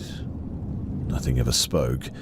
There was no noise, but I felt this draining and foreboding sensation when I stood looking at that door, and I would wake up extra tired the following day. This was a reoccurring experience, only ever at my grandmother's house, which I fully believe was haunted, and I can explain that later. The sleep paralysis was far more random though, like once a year I would guess. At first I wouldn't see anything. I would just experience the horrible panic of being unable to move, my heart racing, my chest feeling heavy and feeling really hot and uncomfortable. Then eventually I'd see that void creature in the dream that I had when I was 6. It never did anything. It was silent this time, but there was a fuzzy crackling noise coming from it, like static, and again it looked as if my hand would disappear if I were to try and reach out to touch it. Each time I would have sleep paralysis, it would be closer to me as well, like it was just inching closer each time that I had an episode. The last and final straw that I saw it It was when I was 21, and it had actually been a couple of years since I experienced anything. So I brushed it off for the longest time, but one night I woke up feeling extremely hot, and the void figure was just standing directly next to my bed, looking down at me with bright, burning red eyes. The room itself was also a hazy, deep red, as if it was in a photography darkroom or something. The static noise was pretty loud, and it sounded like this thing was speaking, but I couldn't make out any actual words. Its voice was deep and kind of had a vibration to it. Oddly enough, I didn't feel fear as I stared up at it. I just stared at it for what felt like maybe a minute, and then I closed my eyes and went back to sleep, almost as if I just couldn't be bothered with it. I didn't even remember it as well until midday the following day, and that was when I actually was scared. But weirdly, nothing further ever happened after that. At least for a while it didn't.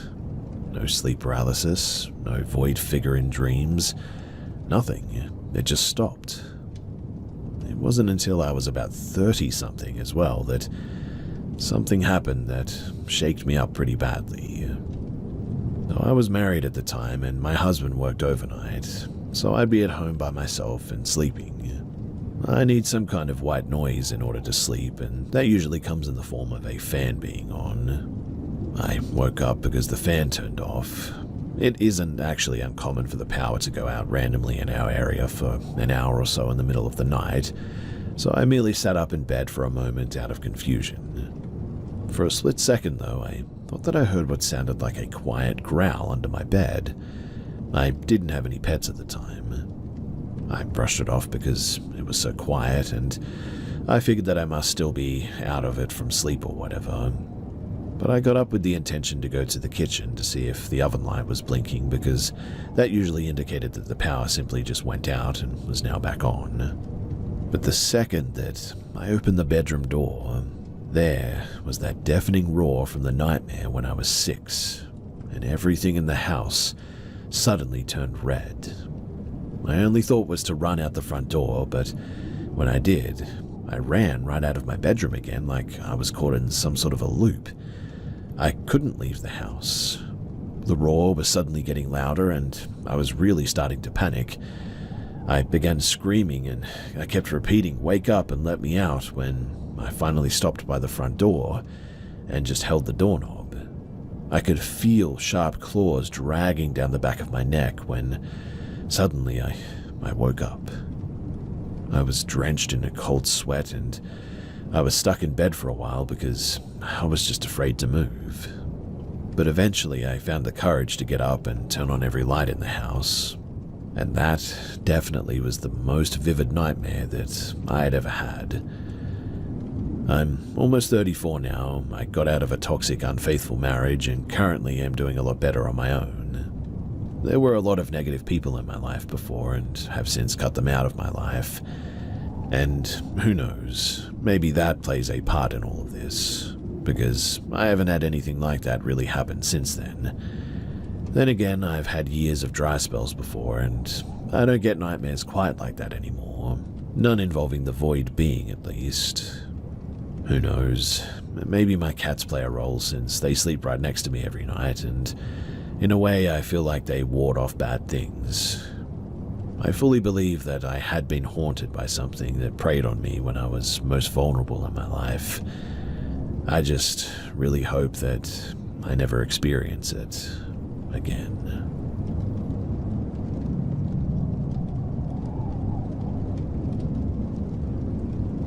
In Northern California, my family lived in an old house from the 60s. It was worn and squeaky, but livable. A charming house, really. We lived in this house for a few years, and my experience in this house was when I was also young, maybe about 13 or 14. And many of these instances had convinced me thoroughly that this place was haunted. So when we first moved in, there were many drafts, cold spots, and some strange sounds through the house, but nothing came close to the pictures that I'd gotten of the entity in the home. Leading up to the photos being taken, My family had started seeing orbs, shadow figures, etc., that were generally non-applicable to a haunting in their eyes, but I was freaked out more and more as time went on. Now, one day, I was sitting on my parents' bed reading an old magazine when I heard a very clear hi right next to my ear. I left the room so fast it was unreal. Another day, I'd lost my phone for a week, tore apart my room from top to bottom, couldn't find it anywhere.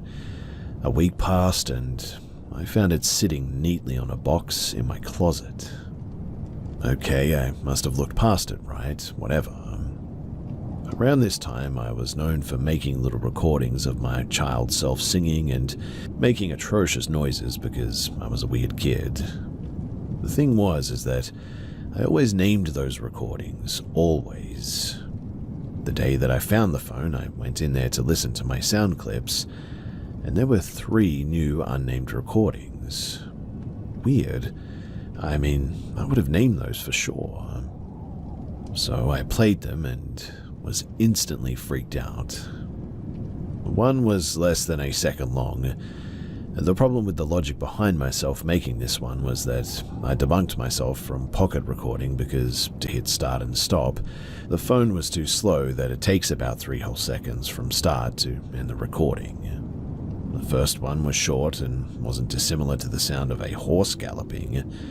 The second sounded like a pocket recording, so I shrugged that one off. Okay, strange. The third recording was fairly long and hosted a loud crunching or marching noise with children in the background like a party. I hadn't been to any parties, nor was I in school for the spring break, but you can clearly hear an adult male voice say the word name Fallon, but the rest is muffled. Okay, cool, whatever. I forget about it. But a week or 2 later, my phone disappeared once again.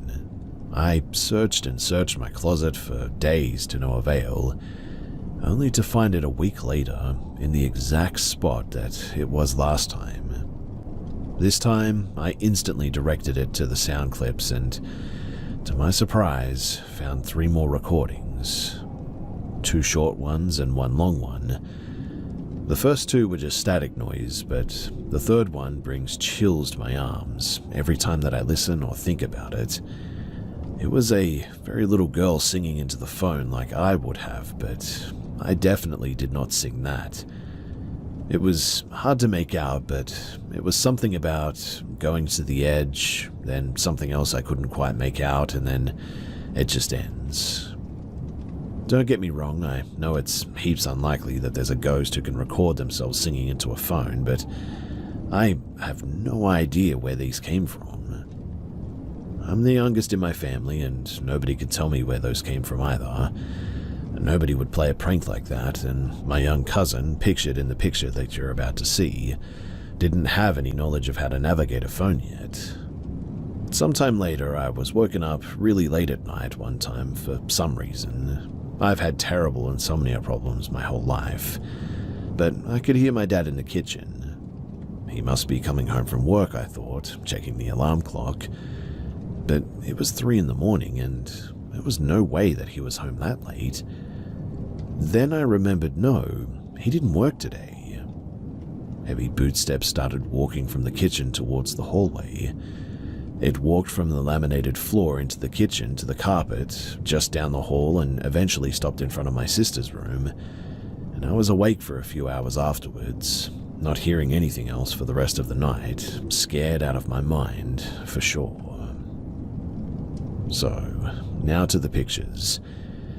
I was babysitting my younger cousin by myself one day for a few hours. We were coloring and playing with Play-Doh. Pictured is me in front of them taking a picture of them, and I didn't see it when I took the pictures, and I didn't know it was there until years after we moved out. But the timestamp stated that they were taken within the same minute. And behind my cousin sat with the china cabinet with a mirror in the back. The figure in the mirror would have been standing just behind me in the kitchen. You can sort of see the cabinet of the kitchen, right, and the fridge to the left, and the window just past it if you look carefully. The figure, it had no facial features. The first picture was taken with the figure, and the second is without it. And you cannot tell me that this place wasn't freaky. Anyways, that concludes my story, and I would be happy to answer any questions if you guys have any. Thanks for listening.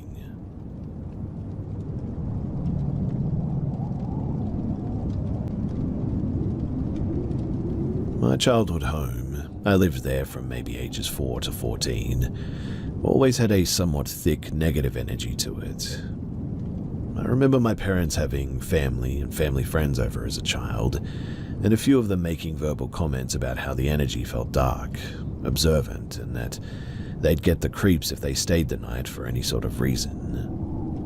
In my experience, as I aged through the elementary school period, the parts of the house that felt the darkest and most ominous were basically the whole upstairs, the game room, my bedroom, and the bathroom, and downstairs, and it was the laundry room that felt particularly dark. In general, the other parts of the house felt okay enough, but as a child I experienced significant fear around sleeping in my bedroom alone or at all, even if my mum accompanied me to my bed.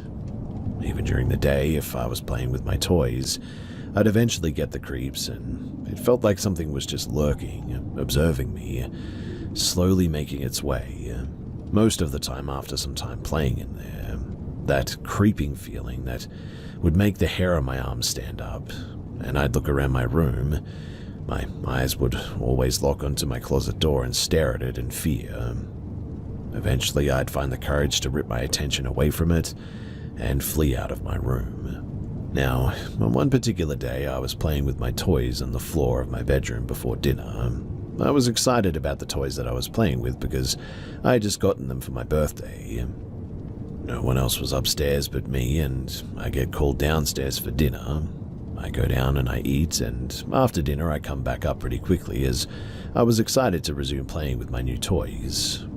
I walk into my room and I freeze, as my toys were in completely different positions and locations than where I'd left them. Action figures that I previously had sitting were now stood up straight and feet away from where it was sitting before. Toys that were on a piece of toy furniture were now taken off of the furniture, etc.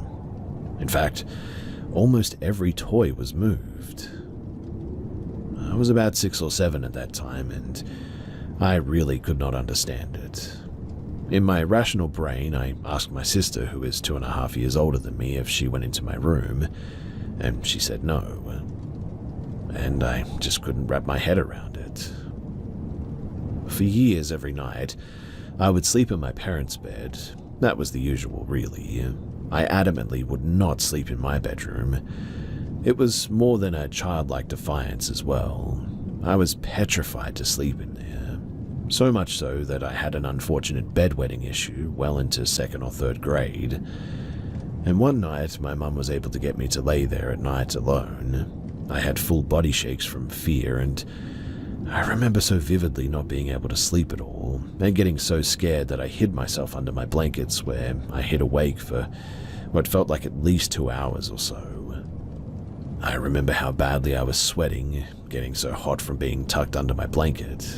My shirt and pants were wet with sweat, and under the blanket, I felt like there was something looming over top of me outside, like the vastness of the dark in my room housed an energy that I could not look in the face, like the dark corners were swirling with an energy waiting for me to come out from the covers. Eventually, it was so hot under there that I just had to come out. Otherwise, I would have started to have trouble breathing, more than I already was. So I whipped the covers off of me, felt the colder flow of the air grace my skin, and immediately darted my eyes all over my room to analyze. I started sobbing, bawling in fear. I feared my closet, that was cracked with light on as a nightlight. I felt exposed and vulnerable to the veil which was thin in my bedroom. I remember getting up quick, running out of my room, closing the door as an energy shut off, and sitting in the hallway hugging myself, just crying. Now, as I got older, I was able to handle sleeping in my room a little better. It was in the 4th grade, about 9 years old, when I was able to kind of sleep in there. And on one of the first nights that I slept in there alone in the 4th grade, I fell asleep in my bed but woke up on one of our living room couches, which faced the laundry room. When I awoke, it was about 4 in the morning. It was dark in the living room, only some moonlight coming in from our tall windows which faced our dark backyard. I was laying on my side. My field of vision in front of me included the living room, which flowed into the dining room, and the laundry room as well. Initially, I was incredibly confused why I was on the couch.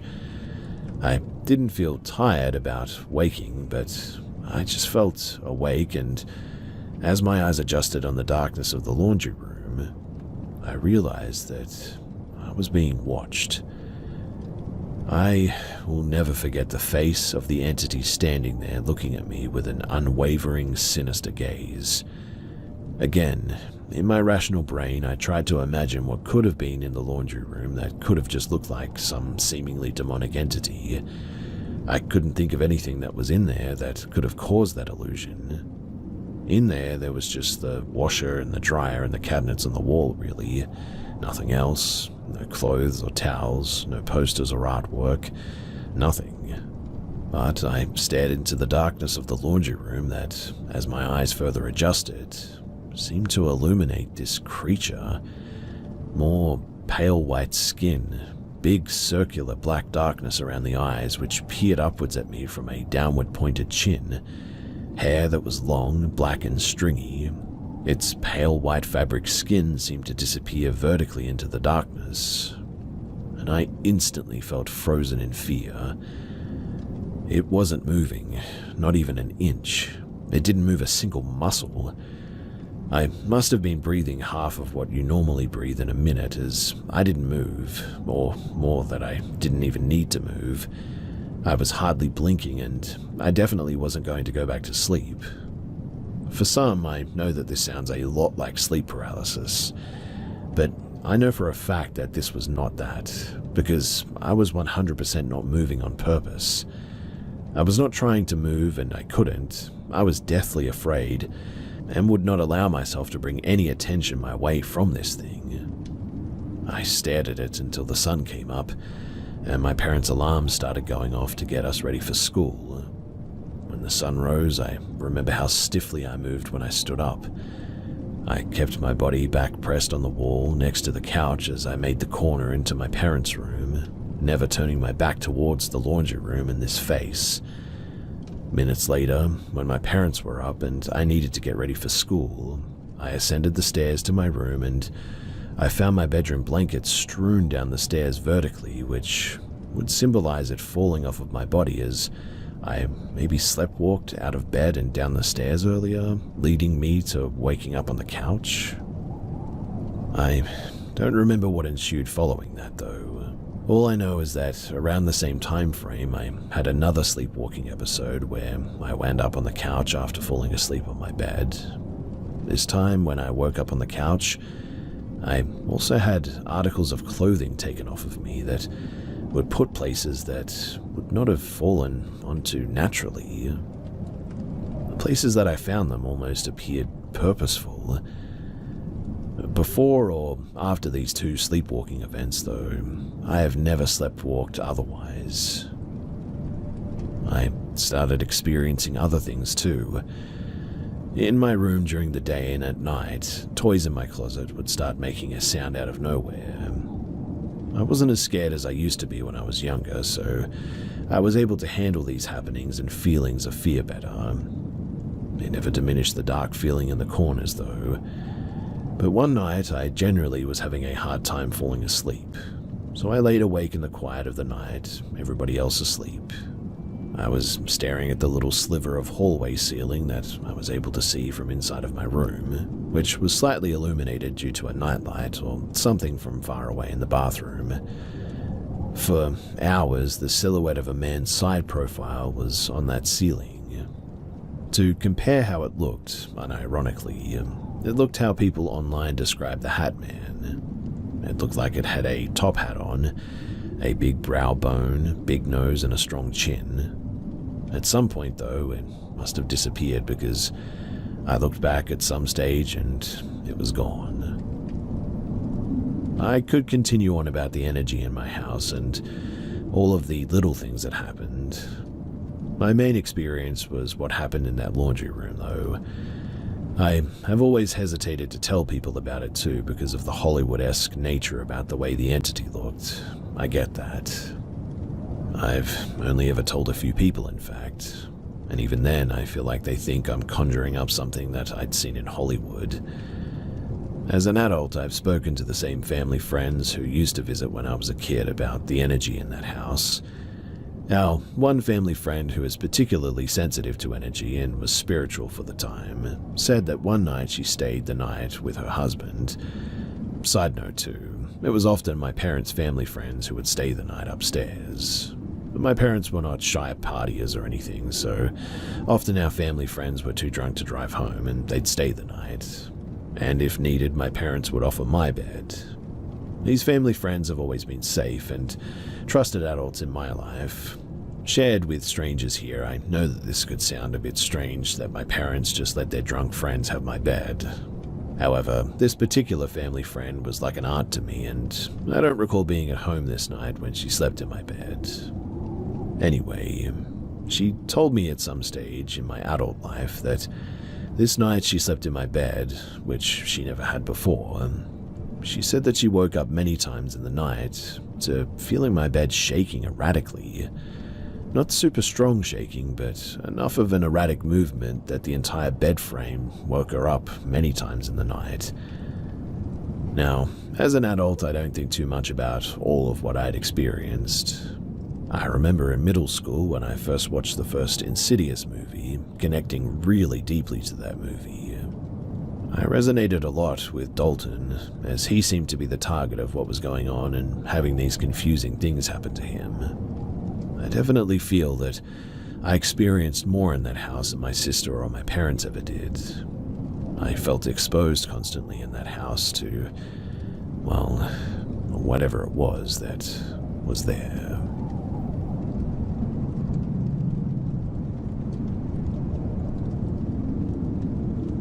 I live in South Africa and am now 22 years old, but when this took place, I was about maybe 8 to 9, I think. My family and I had gone camping in a popular dam for what was meant to be 2 nights. It was my mother, my older sister, and myself pitched up in a tent. On the first night, sometime pretty late, I had gone out to go for a pee, but on the way back, 2 older men, maybe in their 40s or so, they were sat at a fire and they called me over. I'll admit that I was a pretty brain-dead child at that time who didn't heed the wisdom of stranger danger, and so I obliged. They were busy braaiing and offered me some meat, which I happily accepted. We started chatting about stuff, and in hindsight it was mostly them just giving the usual small talk conversation points, but after a few minutes I remember I started to feel extremely dizzy. It was like the world was spinning, but everything was going in slow motion, if that makes any sense. Now, using drugs quite regularly, I definitely think that I was high under some sort of influence of some sorts. My memory becomes a little fuzzy at that point, but I remember them offering me to take me for a ride in their car to show me something at that point. A little late, I know, but I realized something was up and I started to cry, and I tried making my way back to my tent, but these guys just kept insisting. I must have made a decent amount of noise, though, as another camper came up and began asking them what was going on. They told her something about trying to help me back to my family or what have you. My memory is really fuzzy here as well, but she ended up bringing me back to my mum, and they were talking about something outside the tent while I went back to bed. The next day, all I remember was it was a nightmare of nausea, and I pretty much ended our camping early as we went back home after this. As for the 2 men, I never did see them that day, but it's not like I was looking either, so I don't know if they left or not, but truly I was just glad to be going home.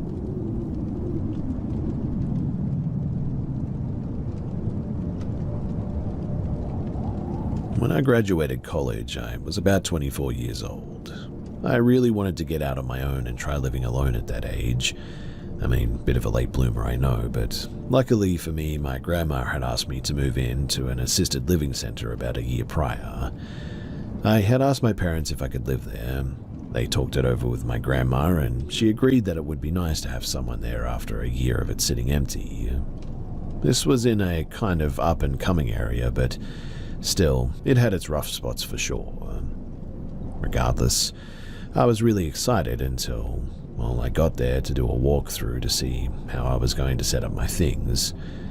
The house was a shotgun-style sort of home with a cellar that could only be accessed from the outside. While I was walking through the house, I swore that I was hearing noises, though.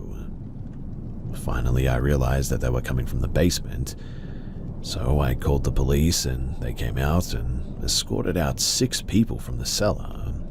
They were apparently squatters that had been living there, and after they left, I went down there to find, well, all kinds of stuff. The cops took all the drugs and anything else illegal, but it looked like someone had spray painted the walls just all over the place. It was just a concrete cellar where the water heater and the HVAC were, so I wouldn't have really cared, except it seemed to be kind of, well, satanic, I guess is the best word. I don't know anything about that stuff, but there was a couple of pentagrams and a chalk circle on the floor. The cops didn't really have anything to say about it. They didn't know either. So I poured some water on the floor to wash away the circle, but the walls I just left as they were. Well, fast forward a few months of me living there. Honestly, I had forgotten all about it. I had started dating my future wife, and she was over a lot. We were getting ready for bed one night in the bathroom brushing our teeth, when a knock came from the back door. I ignored it, but it came again. It was 1 a.m, mind you, and this was my back door as well. I mean, someone had to have come into my backyard by opening the fence gate. So I grabbed my gun and went to the door, keeping it out of view, and some guy was standing there on the porch. I opened the interior wooden door, but kept the outside storm door shut and locked. I asked what he was here for since it was so late, and all he said was, "Is Christina here?" I told him that he had the wrong house, and all he said was, "Oh, so you don't want me to leave?" I told him that he better leave and not come back, and he just sort of stood there, staring at me. I'll admit that I was getting very nervous at this point, and so I shut the door. He walked down the steps and just stood in my backyard, staring at the house. And then he tried to open the cellar doors. I had them padlocked and he gave up eventually, but I opened the back window and told him to get out of here before the cops show up, or he gets shot, or maybe both. But again, he just stared, and then finally he left. I didn't sleep that night. Again, though, a couple of months later, my girlfriend told me that the guy came back, just standing in my backyard staring at the house. This time it was in broad daylight, and I called the cops this time, and he tried the cellar doors again but left before they showed up. The next day I went down to the cellar to see if maybe there had been something left behind that he was trying to get to, but I genuinely found nothing. It was just a damp, disgusting cellar with a dirt floor, and I have zero idea why he wanted to be in there. I highly doubt the satanic stuff had anything to do with it, but it certainly just made it a whole lot creepier, I guess. I unfortunately had to move out sometime later as I could no longer afford it. We never saw the guy again, but the whole situation was just really, really weird.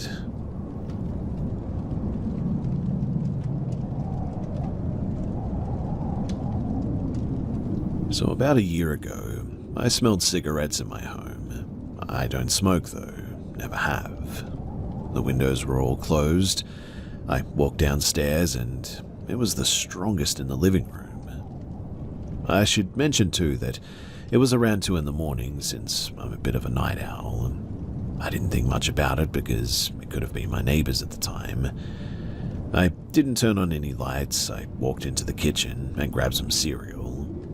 I sat down at the dining room table and I ate my cereal in the dining room. As I scrolled through my phone, I heard a noise in the living room, like somebody moved something heavy across the coffee table. I'm still surprised I didn't wet myself from fear, but I looked up and I saw this silhouette of a tall and bulky man sitting on the couch. I immediately made out the camouflage uniform in the dark, and he looked at me. I looked at him, and we literally just stayed like that for a while. I eventually got up and flipped on the dining room light, which shined into the living room, and he immediately disappeared. I went upstairs feeling like I had actually gone crazy at that moment. Over the course of the next week, same thing. With the strong smell of cigarettes, I'd walk down the stairs and he'd be just there, chilling on the couch in the complete dark. As the next month went on as well, things kept getting weird. Things started moving a literal tiny inch from where they should have been, but only ever in the living room. I never had any experiences with him during broad daylight until I was in my kitchen doing dishes that afternoon. I had headphones on like usual as I did the dishes, and I suddenly felt someone press right up against my back. And I don't mean like somebody grazed me by accident, I mean that they literally stood right up against my back. Being a female who lives with no men, I literally whipped around so fast that I almost broke my own neck. But there was nothing. The kitchen was empty. Small things like that kept happening at random times. When I was sitting watching some YouTube videos, when I was doing my makeup, even when I was lying in bed. It was nothing severe, just small things, like my hair was moved, feeling like somebody pat my shoulder or the top of my head or something. The only thing that I could really come up with is that it was him. He had never caused problems exactly. I feel like he could be causing actual chaos and purposely scaring me, but he seems very laid back and almost sweet, I guess. So I bought him an ashtray. Obviously, he can't use it, probably. I don't know how ghosts work, but I bought a vintage one and I put it on the coffee table in front of the couch. And every time that I would pass that table, it's always moved around. If I'm in a different room downstairs, I even hear it slide around the coffee table sometimes. I guess he seems to like it. That's been my normal for the last several months, in fact. I guess I'm here, though, because, well, you see, the last 2 weeks I've really been struggling with depression, and I've noticed when I'm upset, I always get slammed with that smell of cologne. That same cologne every time as well. I brushed it off the first time, but it just keeps happening, and I'm pretty convinced that it's him being nearby. I've never smelled a cologne like it, and I don't own any cologne at all myself, but anyways, I guess I'm sharing this not to ask for explanations, but just to have this somewhere to say it. Because I'm scared if I told somebody else in my real life that they'd probably think that I'm going crazy.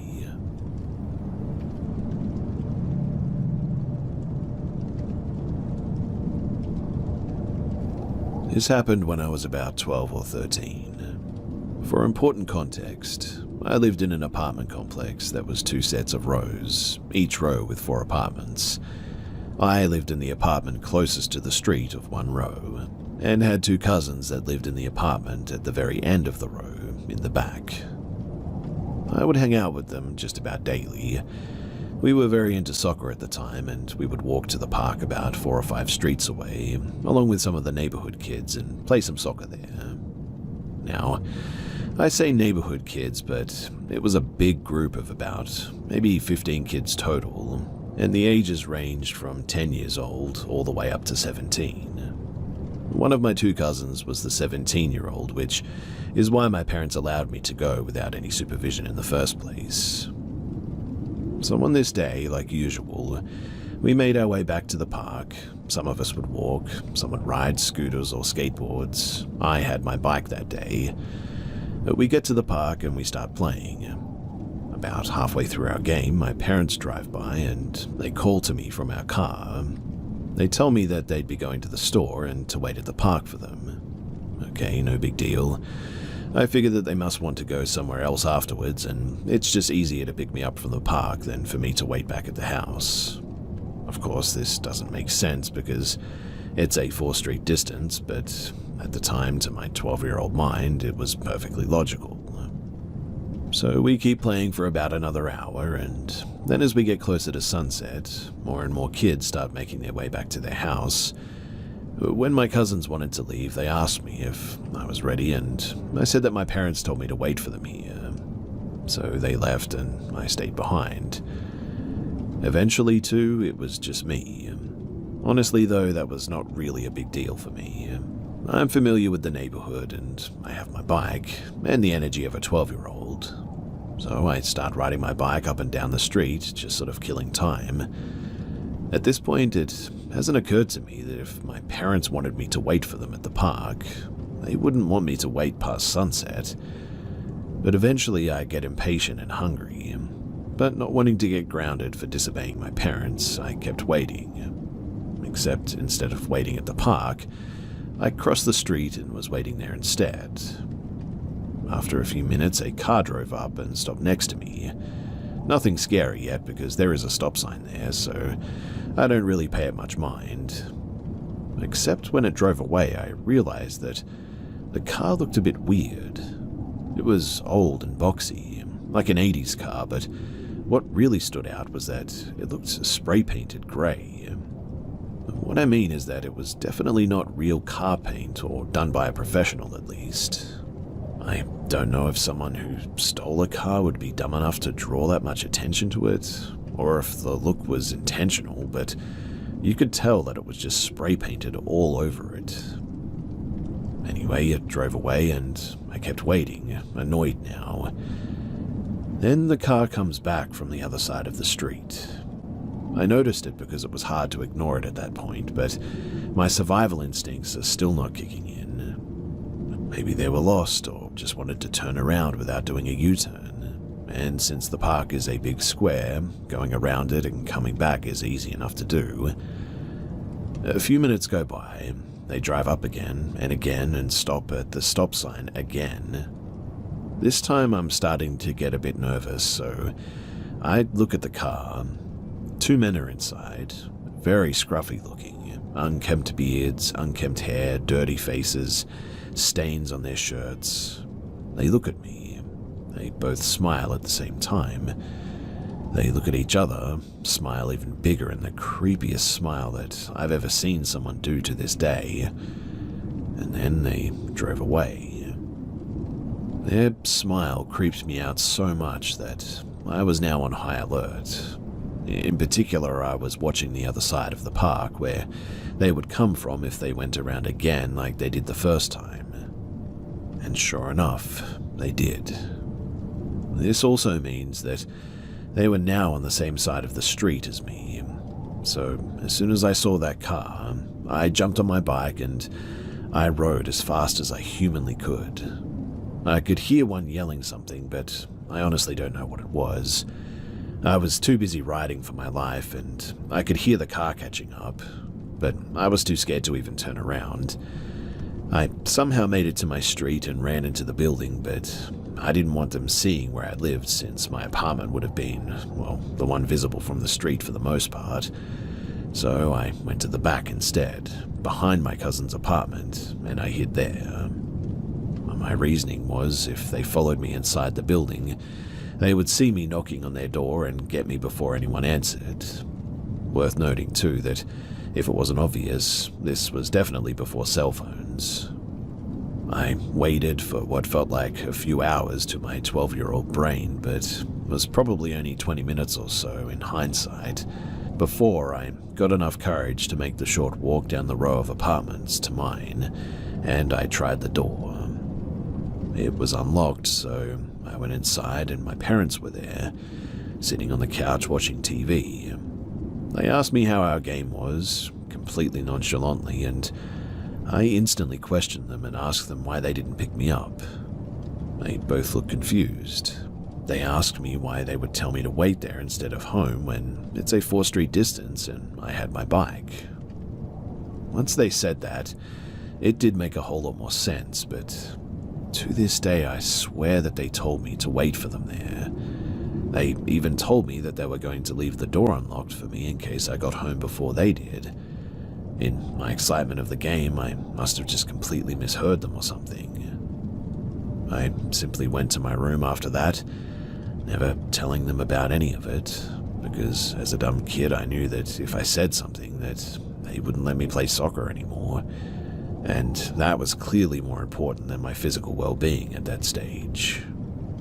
I never did see those guys or that car ever again. I look back on it now and it doesn't matter how fast I was pedaling my bike. I mean, they were in a car. They should have and could have caught up if they wanted to, so I really don't know what their intentions were, if they were just having a laugh at my expense, if they were trying to scare me, or if they actually had something darker in mind.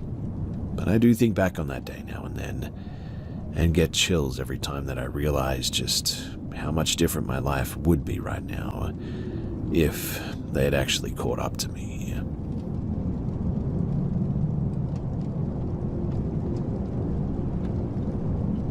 So I'm 24 and male, and branching out a little bit in my dating practices. I've got a transgender date under my belt, and honestly it went really well. My second, however, made my intuition scream, get out of there. I was out Ubering food late one night, and when I was done I decided to try and hook up while I was in the city, away from my rural home. My attempts on Grindr for a meet were unsuccessful. I wasn't quite ready to give up yet, so I went to Tammy and started swiping. The first swipe of the day was a lucky one as well, or so I thought. At 4 a.m. I get a few messages that go like this: "Come chill, I'm bored, we can go with the flow and get to know each other. Number and home address, McKees Rock, Pittsburgh, PA. I was unnervingly forward, but I thought that I'd take a chance and texted the number. "Hey, are you still up?" I said. "Yeah, come and talk and chill," she said. "Have you had coffee, breakfast yet?" "No," she said. "Okay, would you like to get some?" She said, "I don't know, maybe." "It's gonna be a 30-minute drive, would you like to talk over the phone instead?" She says that she's going to take a shower and after that she will. I get within 10 minutes of the address and I get a text. She says, "I need 15 more minutes, why don't you bring something with you?" That's obviously fine so far, but I didn't get to talk to them and get a sense of who they were, so I take my knife and carry it, appendix style. I circle around the block to scope and find a parking spot, preferably close in case I need to nope the heck out of there. Someone had just parked out on the street in front of the location, and they were just sitting in their car, it seemed. I waited out a bit, and they just never come out. I then gained the courage to go to the door, mentally prepared for anything to go down. I knock, and the door opens. I didn't recognize the person who opened the door, but I told them who I was here to see, and they let me in, directing me to the door to my left. The guy then stands between me and the exit and says, "Come on, man, what the heck?" And as if on cue, another man enters the building and they go upstairs. I thought that this was the man who was parked in the spot and never got out as well. There were 3 apartments in said building, hers, the third, to the left as soon as you enter the main door, and then one up some stairs facing the main door. I didn't pay much mind at this point to where the last one was, but I knocked on the 3rd apartment to see my date, and she answers right away. "I still need a few more minutes," she says, and shuts the door. I didn't get much more than a glimpse of her face in the process, but once she shut the door, I was in the hall alone. It was then that I heard 2 to 3 men's voices speaking to each other, almost inaudibly as music dampened this secret conversation. In that moment, my heart suddenly sank to my stomach, and it felt like I had to go before anyone noticed that I'd left. So I walked out and went straight to my car. I drove forward as I watched the man in the street, presumably from that house, walk in my direction to see where I was going. I did a U-turn as there was a no outlet sign, only to find my original path blocked with an idle car. So I quickly took a side street out of there. I pass a few lights and then see the man that never left his car next to me at a red light, looking over at me. I managed to lose him going through some big trucks at the wee hours of the morning as I drove to more familiar territory. And once I was in the clear, I suddenly realized that there was something very off about whatever the heck that was. I don't know what could have happened to me that night, but looking back on it all, I'm really glad that my instincts kicked in while I still had a chance.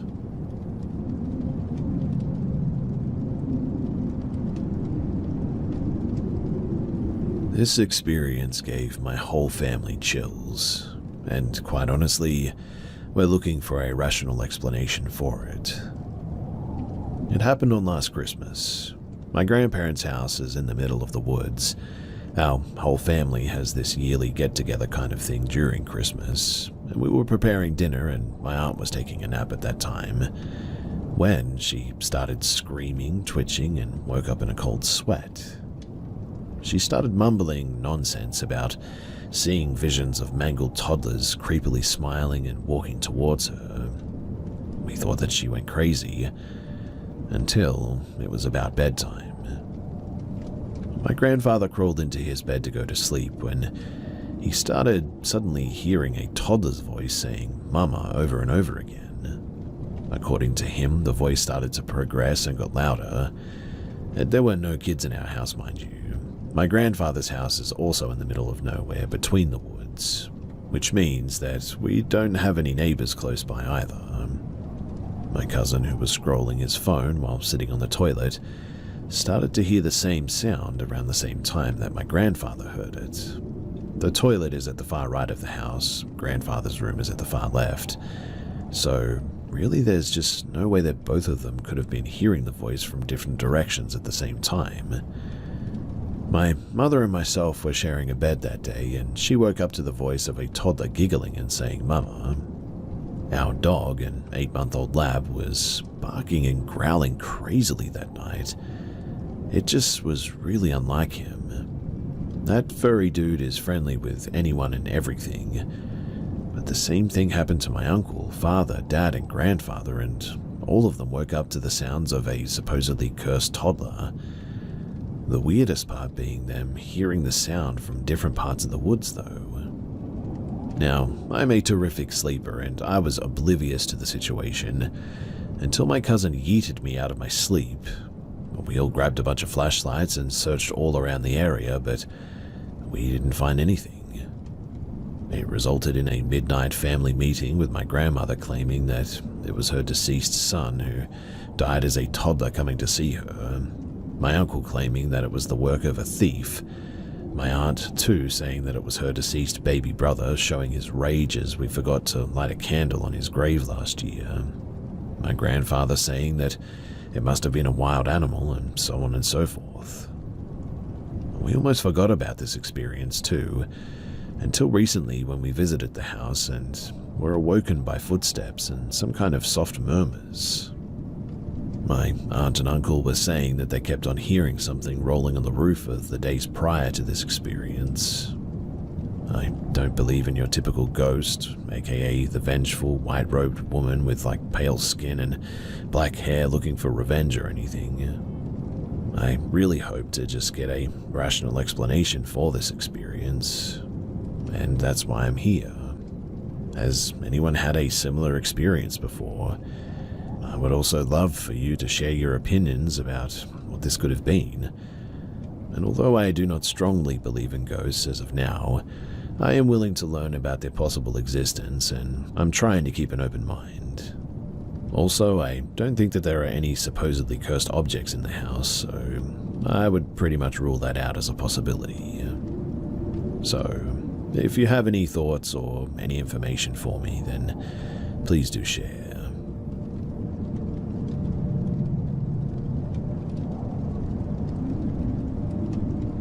So first of all, I'm not from North America, middle of Europe here actually. So there are no crazy big wild animals and mountain lions who could make weird sounds, or even hillbillies with guns in this story that I experienced during a time at college. But it was definitely still pretty spooky. So when I was in college, I lived directly on campus in one of the dorm buildings, and the campus of my small college was not located in the local city, but a bit sort of outside from it, and surrounded by a lot of agricultural landscape, with endless fields and dirt roads, sparsely some woods between them as well. I really liked it there because you could go for chill walks and runs through the middle of the fields without much disturbance by city life and other people, except for some hunters and some farmers occasionally. But fast forward to one time when me and my two friends went for a walk through the fields, via the dirt paths there, at 11 p.m. on a warm late summer day. We chatted and laughed about silly stuff while making our way further and further away from campus. The only stuff that you saw were the red lights of wind turbines and some small towns in the distance, and here and there a bat flying over our heads. We had no lights on us, and only one had his mobile phone with him. When we were like 5 kilometers away from campus, we checked on the maps. We suddenly came to a crossing and wondered where we should go, to make it a loop back to campus without going the same way that we had come from. We decided on a path which went to the right, and that was when things got a bit weird. Bear in mind that we're all pretty tall guys in their early 20s, which is still kind of safe and not easily scarable or anything, but the first thing that I noticed was a shadowy thing moving in the distance down the path that we had started to take. It was barely noticeable, but definitely something was moving there. The others noticed it too, and we joked about some horror movie stuff, but we shrugged it off as some deer that was crossing the path at some point. We continued further into the path and forgot about the shadow, until we saw a high seat perch, but they're everywhere for hunters here, near the path. We decided to climb on it, to take a bit of a rest and enjoy the dark landscape. In the distance, you could see the silhouette of some of the small wooded areas, like 100 meters away from our spot. As I was gazing around, my eyes suddenly catch some lights moving through the wooded area. I wiped my eyes, and when I looked again, I saw that it was a person with some kind of a headlamp running through the woods. Like, not jogging, but full-on force sprinting in a parallel direction to our spot. We also checked later on Google Maps that there really was no path through that wooded area. I told the others, and together we followed the light all the way to the right side of the woods, when one of my friends decided that it would be funny to scream in the direction of said person. He screamed something like hello, and the light of the headlamp turned around directly in our direction. After a few seconds, it turned off completely, and we couldn't see the person anymore. And suddenly, this eerie feeling is the best way that I can describe it, suddenly kicked in for all of us. I don't know why, but the idea of a random person in the middle of nowhere that kind of knows that we were there, but we can't see them anymore, suddenly scared us a bit. We climbed out of the hunting perch and we booked it out the way that we had come from, with a pretty fast walking pace. While on the way back, we kept looking behind us to see if anybody was following us, and I swear that I saw some shadow moving again down the path behind us. It was probably just hallucination because we had an eerie feeling, but I don't know. Back to campus we went to one of the guys' dorms, downed a beer and talked about what had happened. We just couldn't find a good explanation for why a person would act like that in the woods there. I mean, hunters usually don't sprint full force forward here, especially not alone like that, only if there's like a big group to hunt, but that would be loud with many dogs and all that. And a trail runner at 11 p.m. in a random wooded area with no trails seemed really off also. But who knows? Anyway, we never found out who that was, and in the end we just kept away from that part of the path and all the upcoming walks that we went on. But still, something about those shadows and seeing that person there, it still gives me the creeps.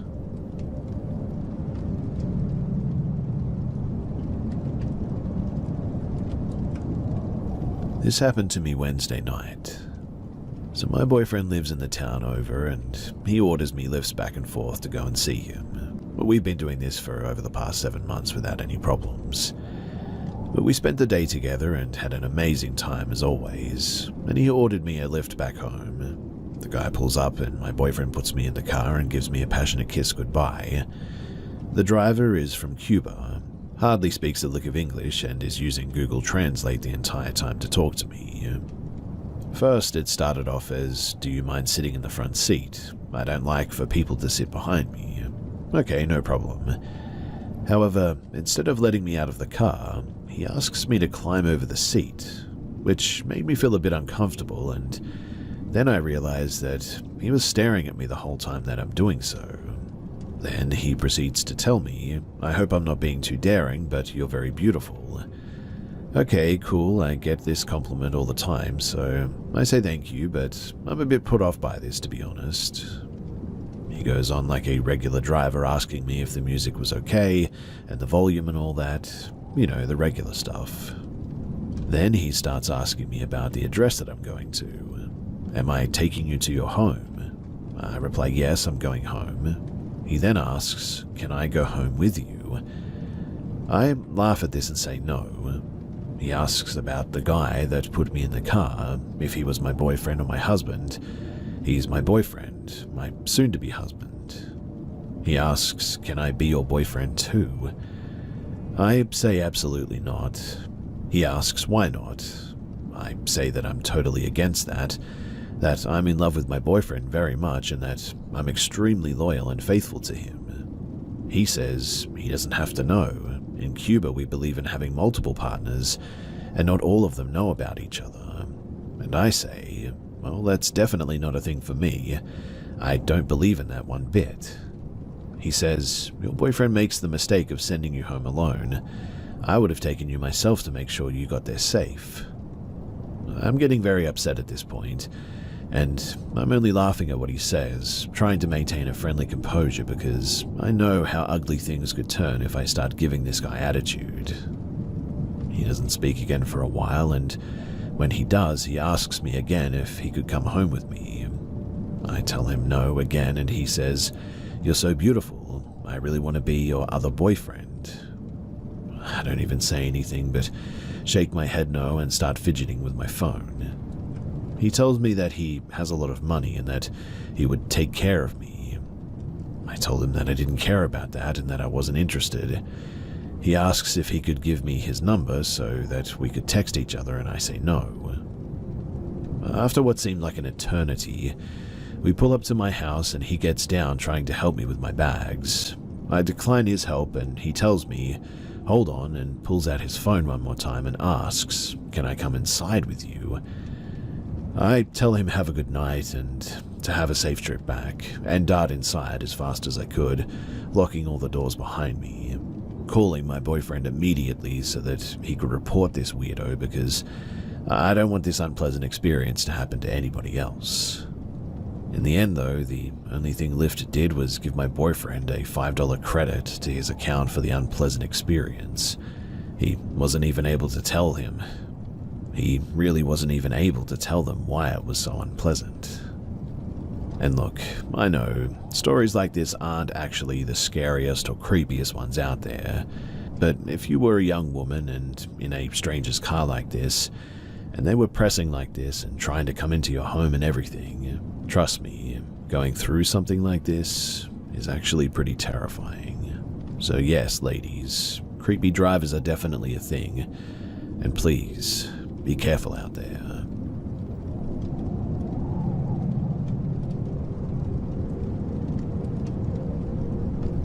When I was about 4, this was in 1997, my mum and brothers went to a water park on a weekend during the summer.